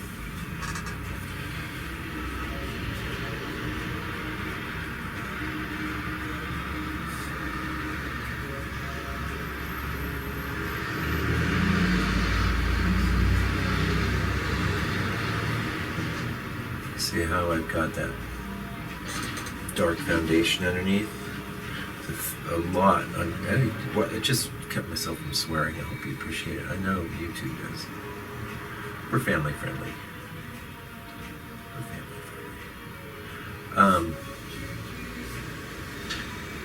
Yeah, I just like to get stuff in there. Let me go over some of this. Remember, you can always cross over again. Oh yeah, so what I was saying is like Corot would do a lot of this sort of thing. He was the expert at it. With a, and this isn't all I'm doing. I have an actual lighter green on my palette. You can see how much of that goes up here. He was the expert at getting air into his leaves. The Constable was pretty good at it. Constable kind of came before, but Corot mastered it. He mastered that. And I've seen real Corots in real life, and he did it with lots of little strokes, very feathery little strokes. Okay, so remember what I said here, we got to make sure people know this is foliage from the trees in front. Notice I go swoosh a little bit and then break it up. Break it up. Don't create all these clean, like especially with the wet paint, you can create a big ridgy kind of.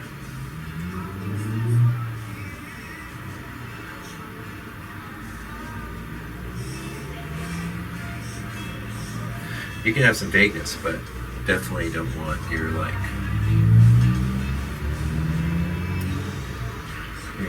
your middle ground trees running into your background stuff. I got some paint on my brush. I don't know how much.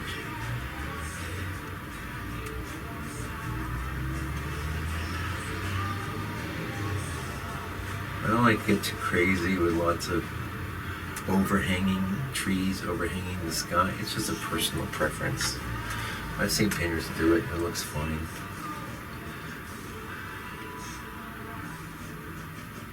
Take your time. Like there's times to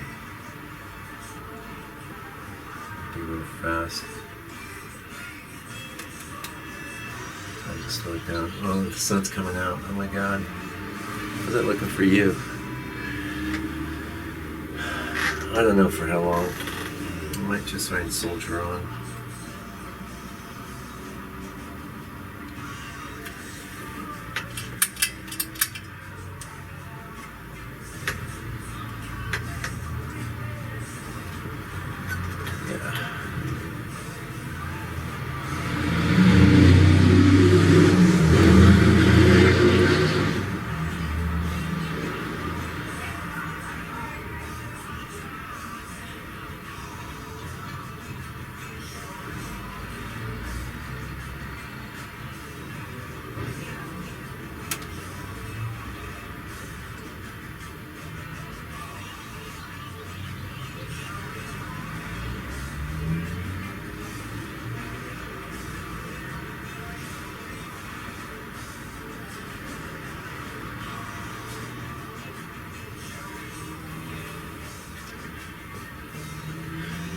When my brush is around, a lot of this kind of work left the edge of the brush, and this is kind of almost point I've created over years of doing paintings. I'm gonna get some nice color.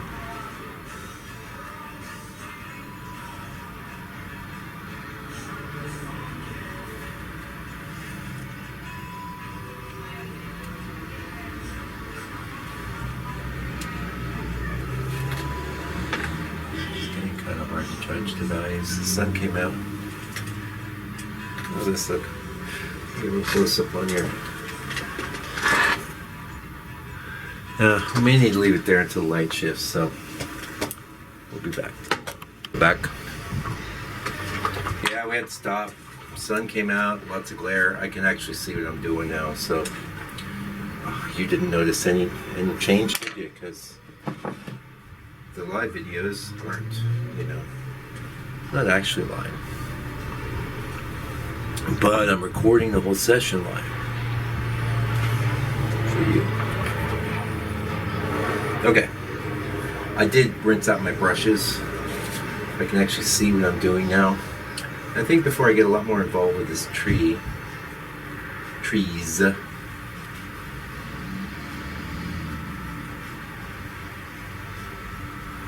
I am going to go ahead and get this socked in back there. Now, the thing is, I'm looking at what I mixed yesterday, and I just see a lot of chroma there that I don't want. I'm going to add in some of that green umber. I like that. And white. White is great. That's titanium white. That's okay. Whoa, that's the ultimate color killer.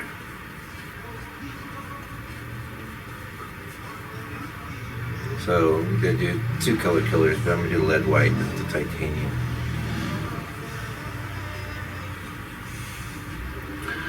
We need more flat, dull, not much different from what we painted there before, but. And we're going to need, it's my nasty cleanup gel on that little dealy. So, this is how you paint. This is how I teach. I teach by doing. You should learn by doing as well. Just a tip.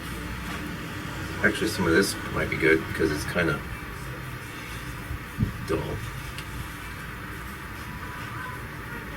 I don't want a lot of dimension here. Hi, good thing. I've just got one going to time here, please. Great, thanks. See you. You too. Bye.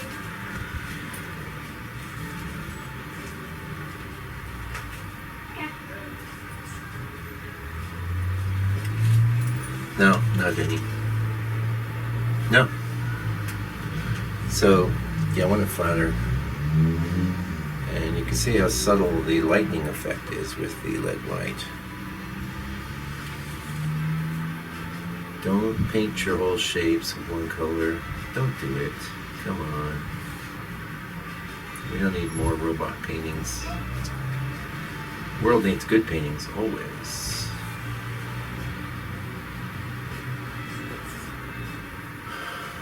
Yeah, I'm gonna use a lot of this.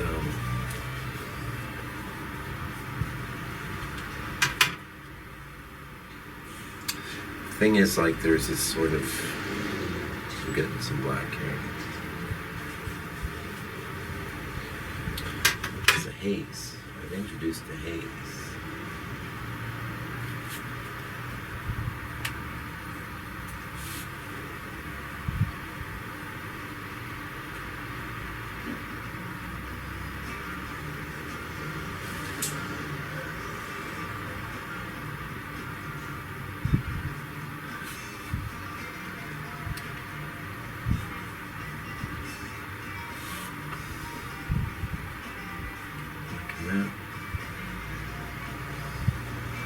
So you might have said, hey, why not finish the trees? Well, they could be done. I mean, if you look at the reference, you want to see the reference?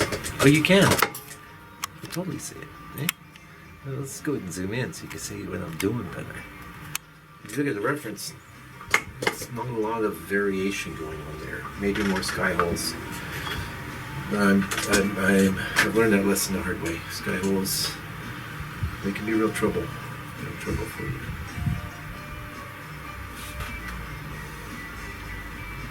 There's things going on in the shore, you know, there always is, because people love the shore rivers. You know, you buy a house there, it's going to cost you more orange.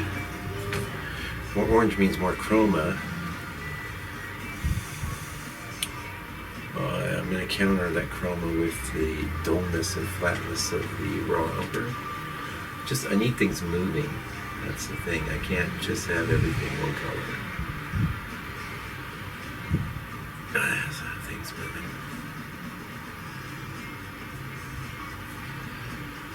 By the way, thanks so much to those of you that have helped me, you know, donations or just emails or comments. It's all really appreciated. I know I said that earlier, but I've received several donations in the last several days, and it just warms me. Cockles of me heart. It's warming me goggles. See, okay. Hopefully my shoulder's not really.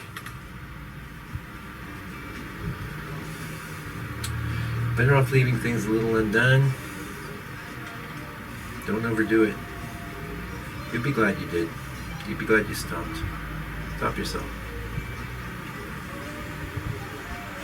I used to really overwork it. Not just paintings, I mean. All the drawings I did. Now here I need a point of difference, but we'll get into that. I think I'm just going to keep filling in things.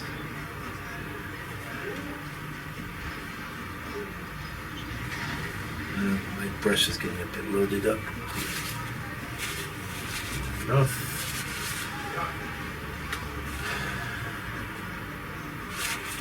Now I have the second color I mixed, which it's got more oomph and a bit of this here and there. Just the thing.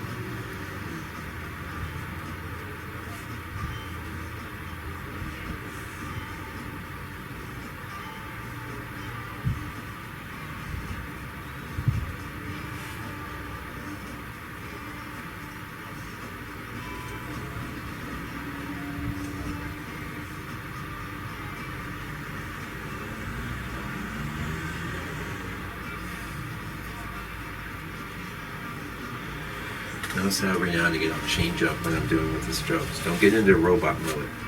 If you follow my channel for any length of time, you've heard me lecture you about being a robot. We don't need your robot paintings. Ooh, you know what we do need though? We need some cad yellow.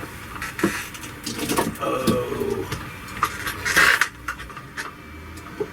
You might be wondering, what cad yellow is he using?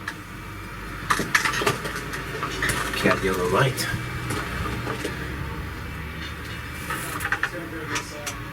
Okay, all good. Okay, you didn't even know we left. Maybe you heard me. Yeah, so you can see it's actually a bit closer to that than I really wanted. So what am I gonna do? I'm gonna get me some of this and some more of this. Just want things flatter and maybe a touch of red. Better. I can leave some of the chroma.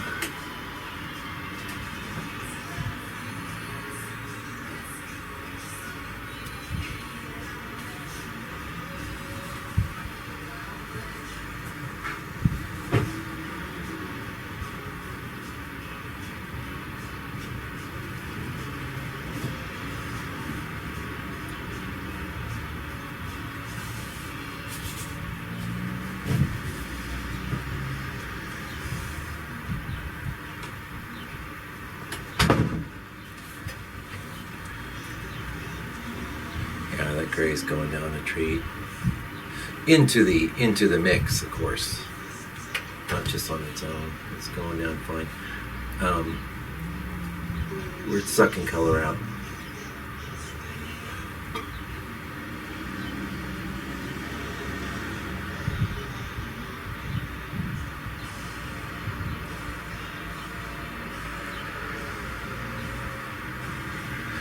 I want to keep this kind of dark over there, but I'm going to do it I still want less color. See? See? I don't want to compete with my trees. God, it took me so long to learn that. I hope you learn it. I learned from my instructions. Tuta. Hopefully. Coming into this mix with some that umber again, almost no green here. Just gotta finish this up. Remember, there's lots of interesting things going on the shore. Don't just paint it like a straight line. Know when to slow down. It's okay to be moving at a good clip. It's okay to have just a pattern set up.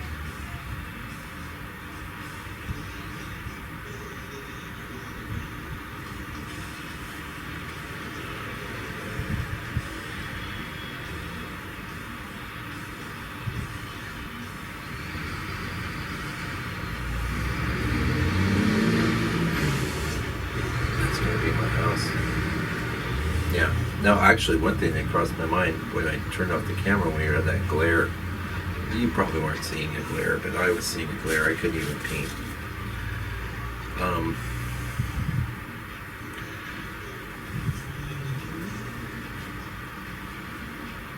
What was I going to say?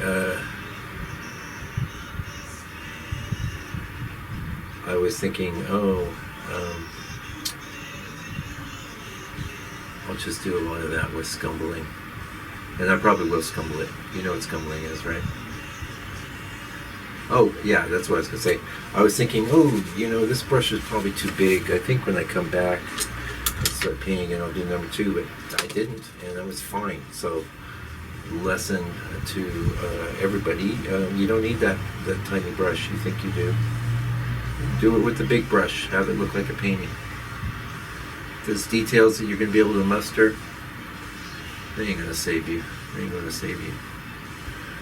You think they're going to save you because that's one thing you can hang your hat on and go, I could always put more details in this. That's trees and foliage. So even before I want to do more here, I want to pop some real, more intense greens. But before we do that, let's do 2 things. I'm going to keep that basic value. I'm kind of just playing off the texture here. I'm going to put in that house. Now, you will see it in the reference. I know you do. It's there.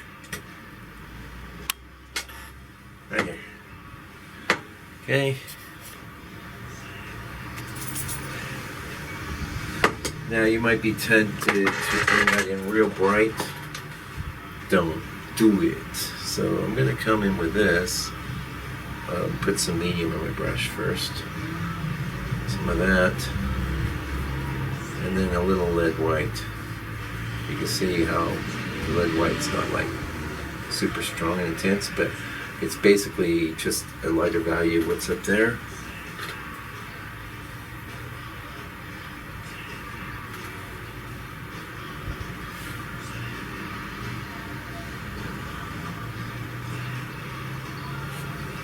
A little more white.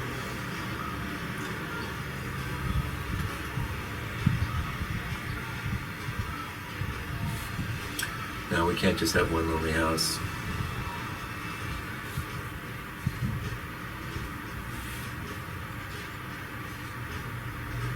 You gotta paint all these details. You don't. People will see that as a house. They know that people live in houses by the river. Just hope it doesn't flood. Yeah, I'm looking at. And on a reference, let's show you what I mean. So I don't want to get you seasick or nothing, but I do want you to see what I mean. We've got another thing here and another thing here. That wouldn't be good. That's not good. We don't want that. We're gonna maybe put another little, not a triangle, a little like maybe square. And we gotta keep in mind that there's a frame rabbit, so we don't want it too close to that. Seen that movie Glengarry, Glen Ross? There's something in there for you as a painter. You're not a salesman, but you should always be closing. Don't be thinking of that frame rabbit. You know? Like that. I like it. Well, we've got this kind of thing on our brush. Yeah, I don't know if I want to get too involved with that. I'm going to bring in some of this on this lead white.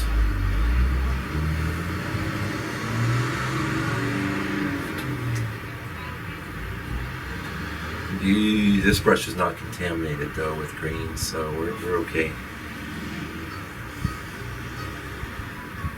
I'm adding in some raw umber because it was feeling too separate from what was on before. Not light enough either. I always do that. I'm trying to use finger paint. Let's zoom in. You know what I'm up to. That's too much yellow. I don't want all that. I think I'm gonna have to get into a bit of the titanium. It's just not and a bit of gray.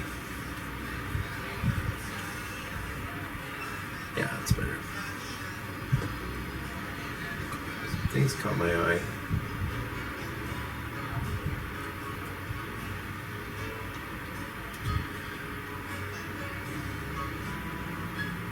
Whoa, what's happening? I don't know what that is.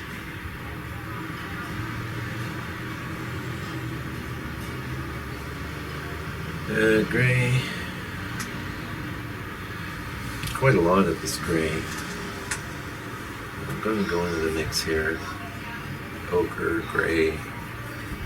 I definitely was trying. You saw me try this earlier, but I saw like a really mini version of this reference, and I could see that there was like this kind of shape, which I think was working good.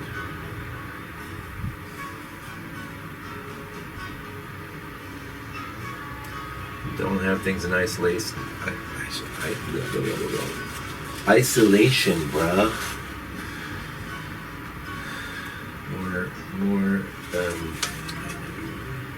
More lead white, more ochre.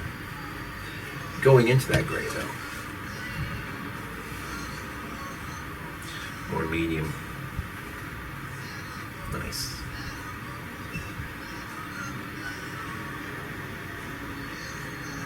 Yeah, I like that.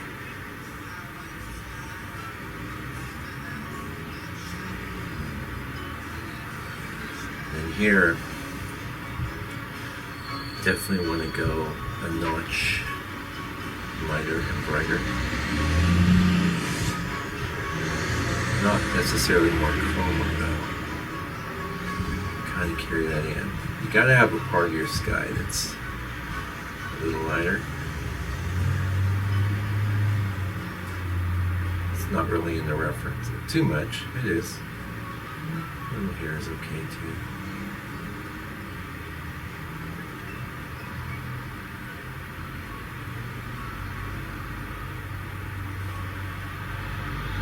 Like that. Yeah, I'm not blurring my eyes right now, but I am kind of like, sometimes I'll just cross my eyes with my glasses on. Like that. Now in the reference, and I will be zooming out again, don't worry. A zillion tree holes I'm not painting, just want you to note that. Try and do one tree hole. Okay? That's from the texture of the board. I don't want it in there. I'm not going to get super tweaky with this. Just want to get that in. And back into this brush. Back into my good old medium. Back into this kind of mixture. Maybe with some of that. Just want to clean this up a touch. Not that I want to define necessarily into some black, because I had zero impact.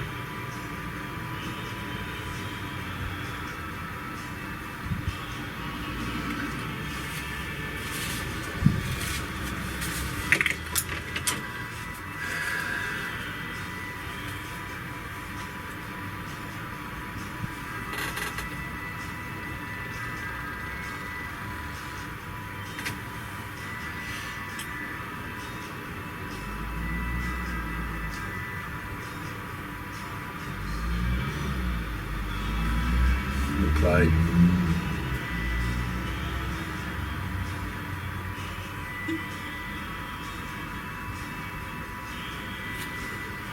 Things are getting a bit wet. I may need to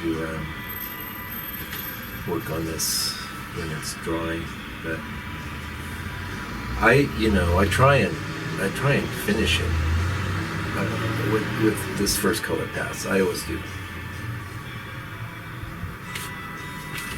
Going into some of this ochre, some of this gray, really, because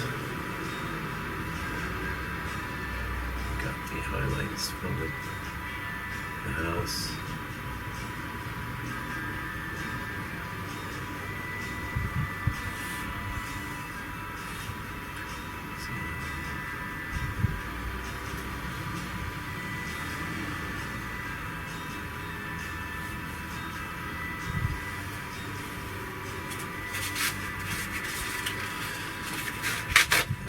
don't think is actually working is this guy I just put in. We're knocking way back.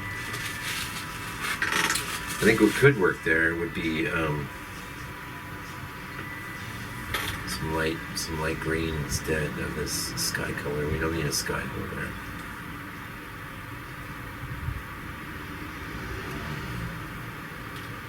Yeah, we don't need this too tweaky. He says as he tweaks it. Do as I say, not as I do. Okay? With the wiseacre remarks there.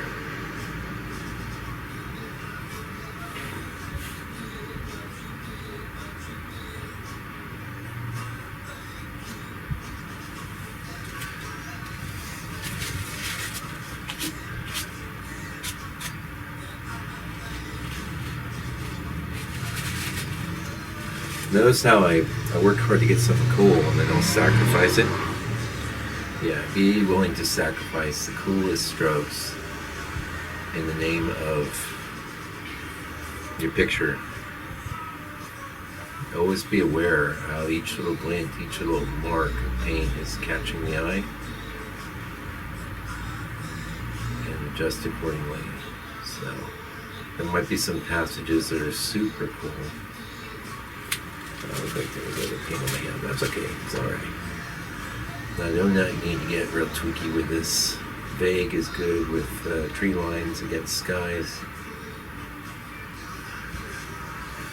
I just don't want any big round shapes or anything.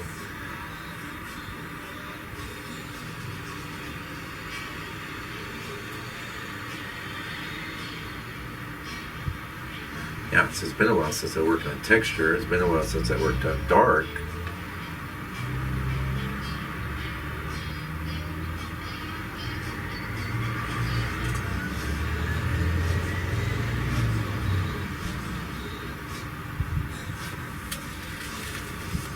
Okay. So yeah, what I started to say was we're gonna get to this I know I'll knock back further, so I'm not too worried about the fact that these look related. I'm aware of it. I am aware. Back to my other brush.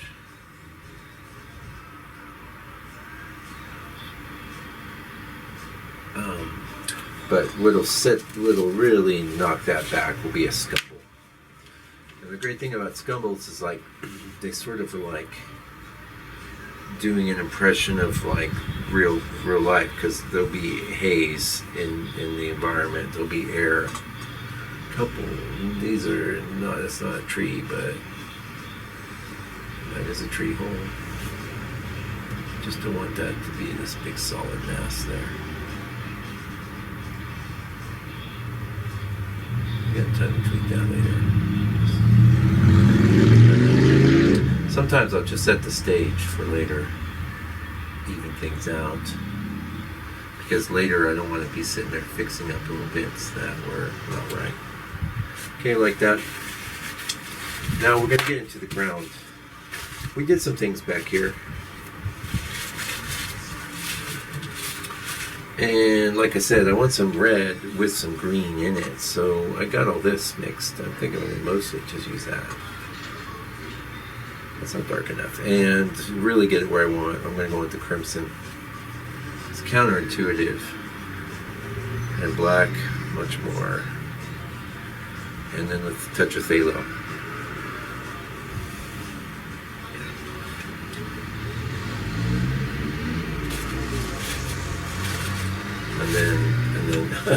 And then some transparent earth red.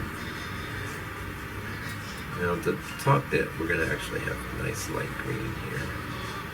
But I don't want to put it on top of just plain board. I'm going to put it on top of some of this. Now you want things varied. You don't want tons of small strokes, but there's lots of little leaves on the ground. This was like, there was a change of color going on. It kind of had just started.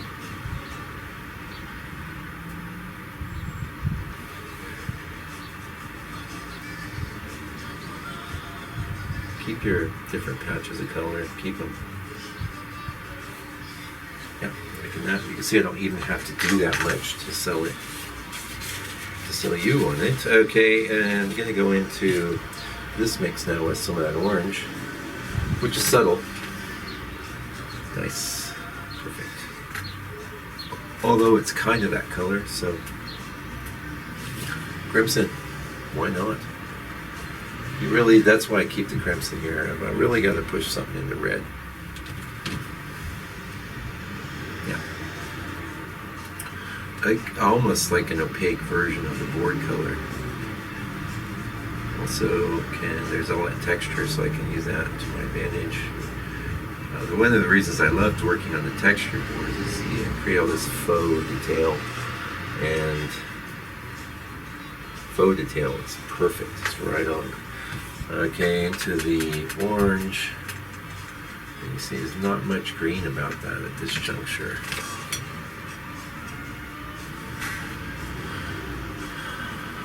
Got chunks. I'm not really loving that sky orange.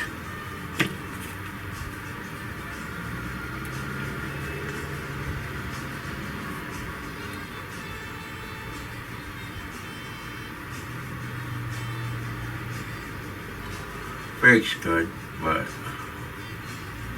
sometimes you have to do some defining.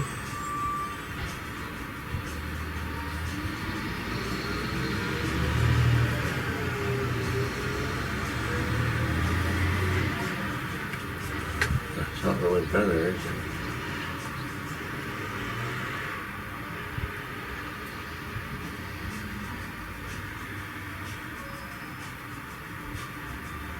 I think what I'm going to do is, like, instead of a hole in the middle, I'll do something like that. Just kind of bring it in from the side so it doesn't feel isolated.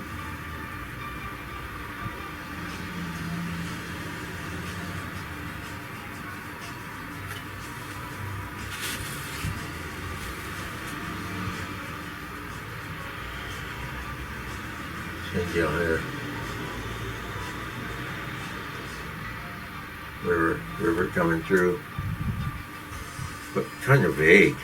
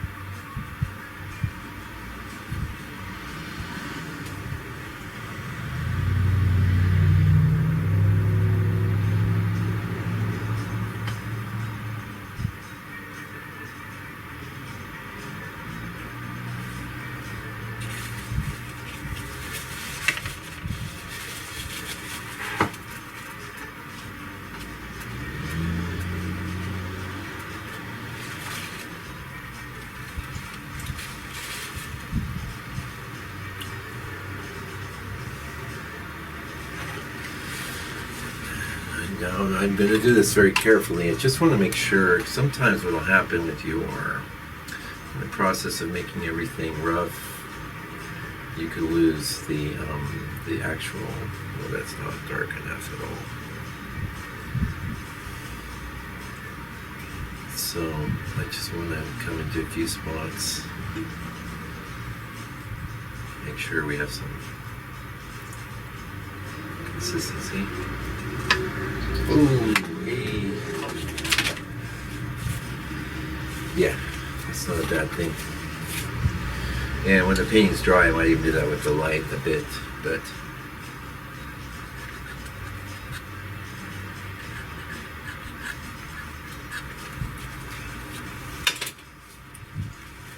heck, you can do a bit with the paint wet. So just make sure and wipe off your T-square.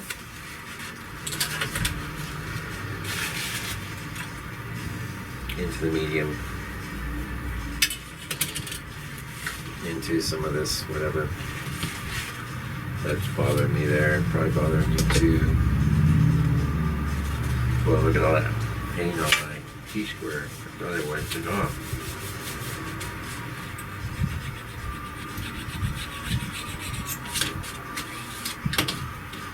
Yep. Oh, I can put this one up tonight, I think.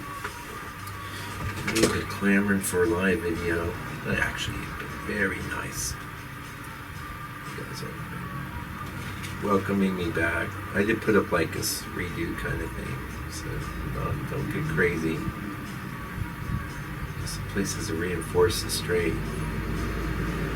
Not everywhere, you see what I mean? That's actually working. Little glints.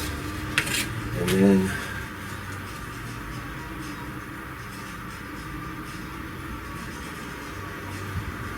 here we can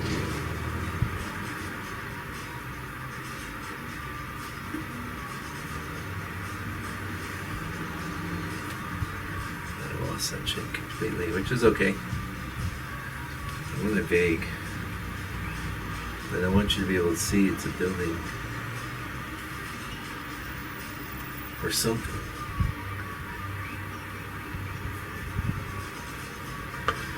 The exact details of what it is, who cares? That's kind of pride.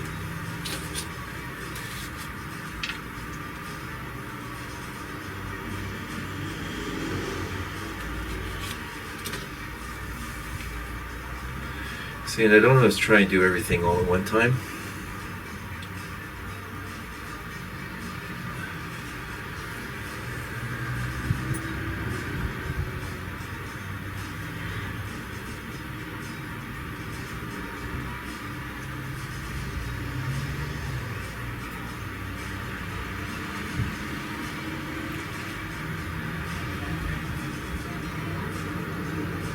A lot of the stuff I try and pull off, very difficult with titanium.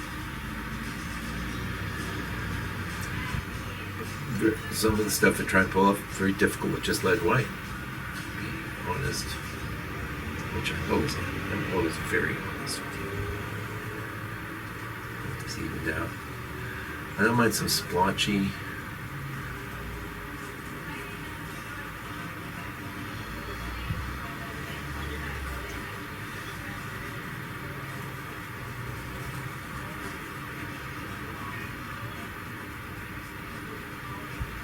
I'm connecting things and working off what I have.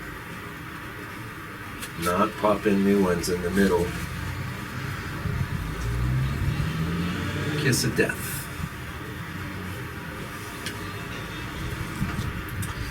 So you want to hold off on this kind of thing, you know, it's because you could get carried away and then so everything you paint, like you're trying to support yourself, trying to say, I'm doing all right, this is actually going okay. I mean, if you don't do that, you'll never do any good paintings at all. So I can't blame you for that. But sometimes it's good to wait.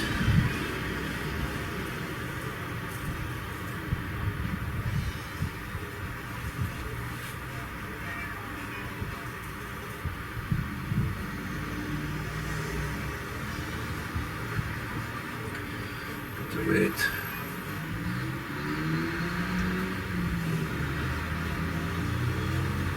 I remember I got rid of that before. I'm still doing it. That looks bad. Bad, Michael. Stop it. To me? It's one of my devices in my bag. Whoa, that's just crazy. That's a little finger roll. One finger roll.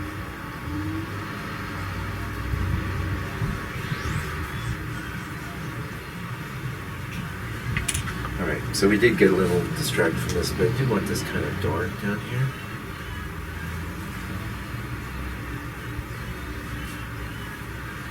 Right. Yes. What are you looking for? Huh? The computer. Down on the ground. Because it blocks my view of people. Ah, good idea. I've just got to do some quotes, so Okay. I'll just pop it there, but I'm like, yeah, I see what you mean. No, you're fine. You're fine. Yeah, no, if you're standing there, I'm not worried about missing somebody. Yeah, that's all good then. Yeah. Now, because it's kind of a blind spot with all the cameras Yeah. there, so. Yeah.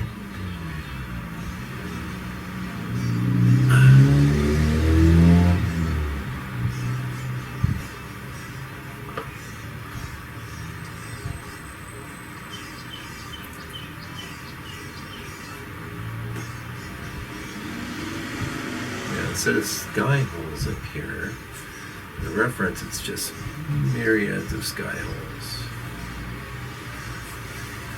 Putting some of that light green, which also is going to be a feature. I don't know if this works. It should work because it's a chroma change, a slight value change. I want to put the edge of the, maybe a little more red. By red, I mean transparent earth red.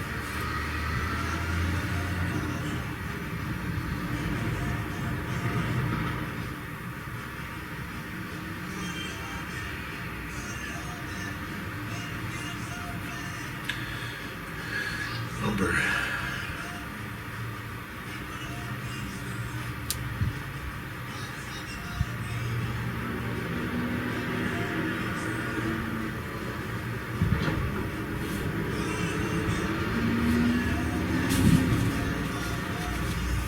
As I move over, bring a bunch of umber in. So it's related.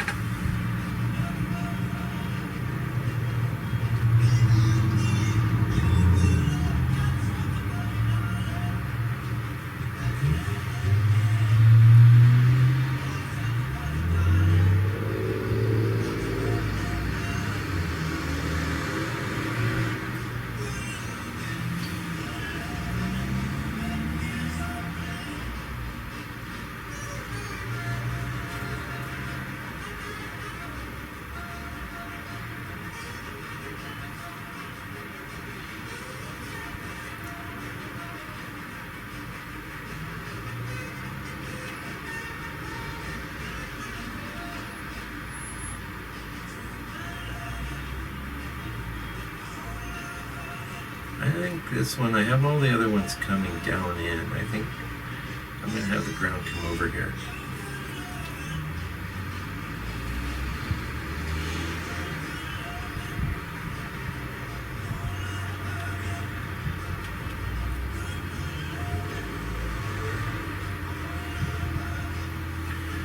Good painting fun. Good fun. Clean fun.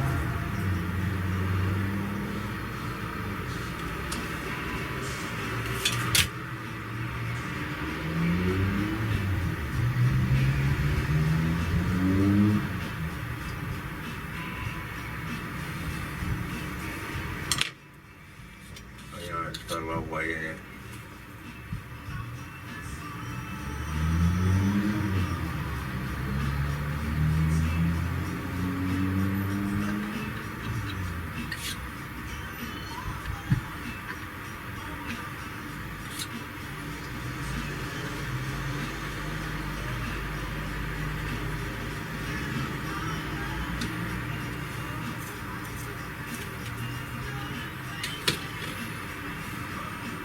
Don't overdo things.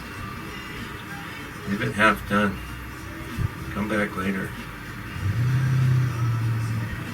That's good advice from your Uncle Mike, though. This table's rocking. Don't worry, I got a new one. I gotta build the damn thing. That's the only problem. So here I want to do green too, but I'm gonna get back into this. This green.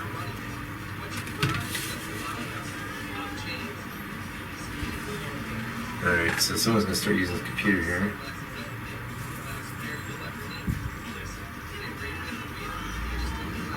Fortunately, we're getting close to done.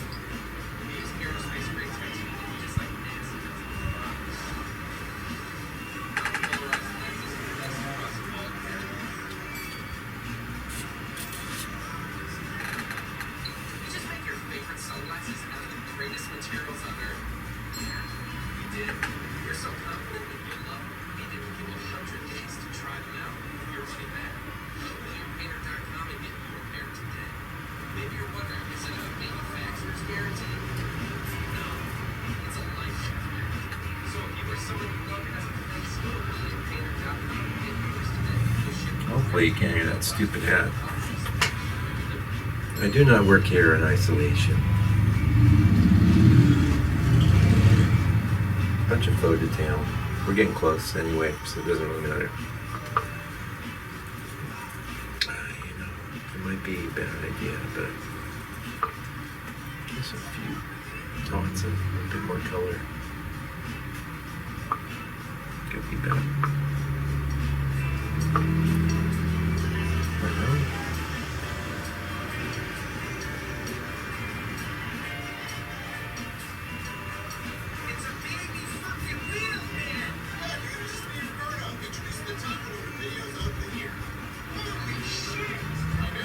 Well, that's a lot of bad language there.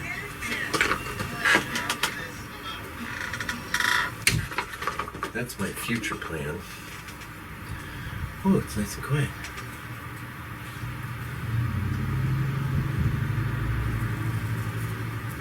See? It is working.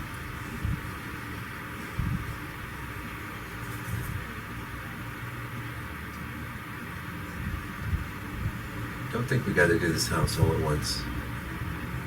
Well, is that a mistake? Yeah, maybe. I'll wipe up my brush. Not a big deal. As a matter of fact, I think it'd be good chance. So it says sky holes. Remember I said I was going to bring in some of this lighter green. Well, it's actually pretty quiet with that door closed. That could work fine.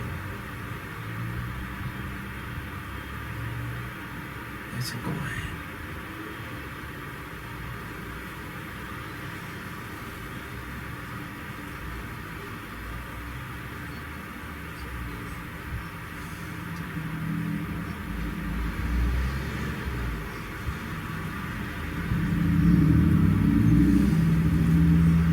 Introducing some variants. Remember I said though, I like the flatness of it in the reference, so variants but not extreme variants.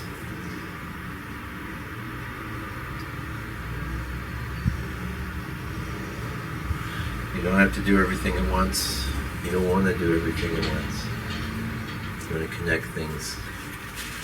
Well, it's not so brilliant. I had a nice looking stroke there, just messed it up. That's alright. Don't get hung up on stuff like that. Now here, remember when I said I was going to get that cat yellow? I do need some cat yellow light. Remember when I said I was going to do that? Because I know where I need it. I want a little bit. Yeah, so before we get into that, so you can see where it's dry brushing, you can definitely quiet that down. You don't want everything looking etched and super crusty. So you can use your paper towel to soften things. That works in the back too.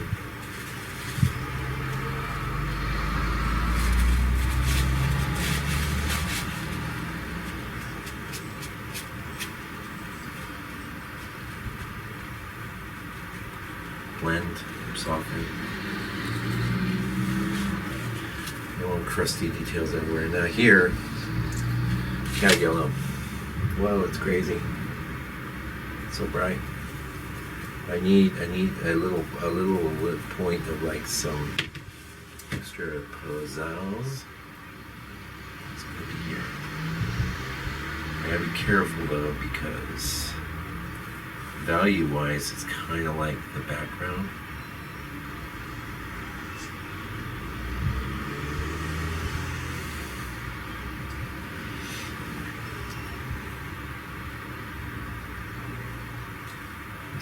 I can still see what's going on. I can still see. I'm not going to do that again. I've done it like 4 times. I can overdo this. Some glints here.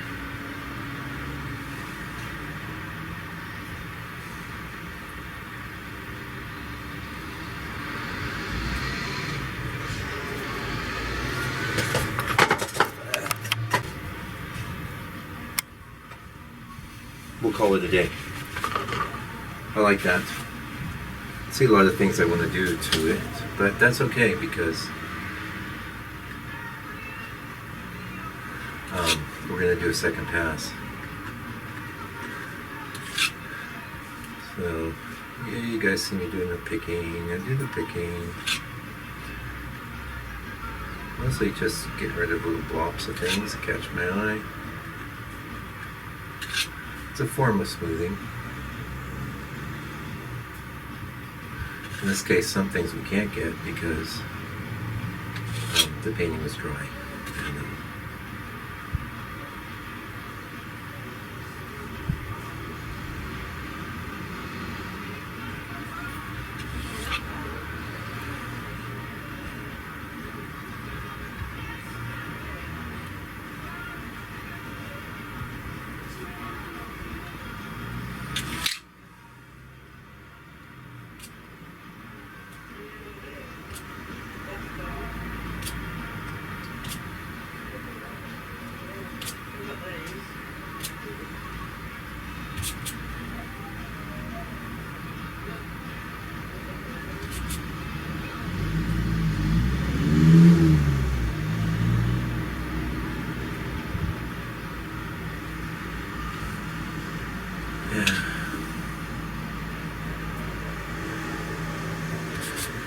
Like I said, could keep going, but we won't. Thank you for joining me today. Hope you enjoyed this session. This is the bulk of the painting, so I'll be back real soon with another video. Meanwhile, please take good care and stay out of trouble.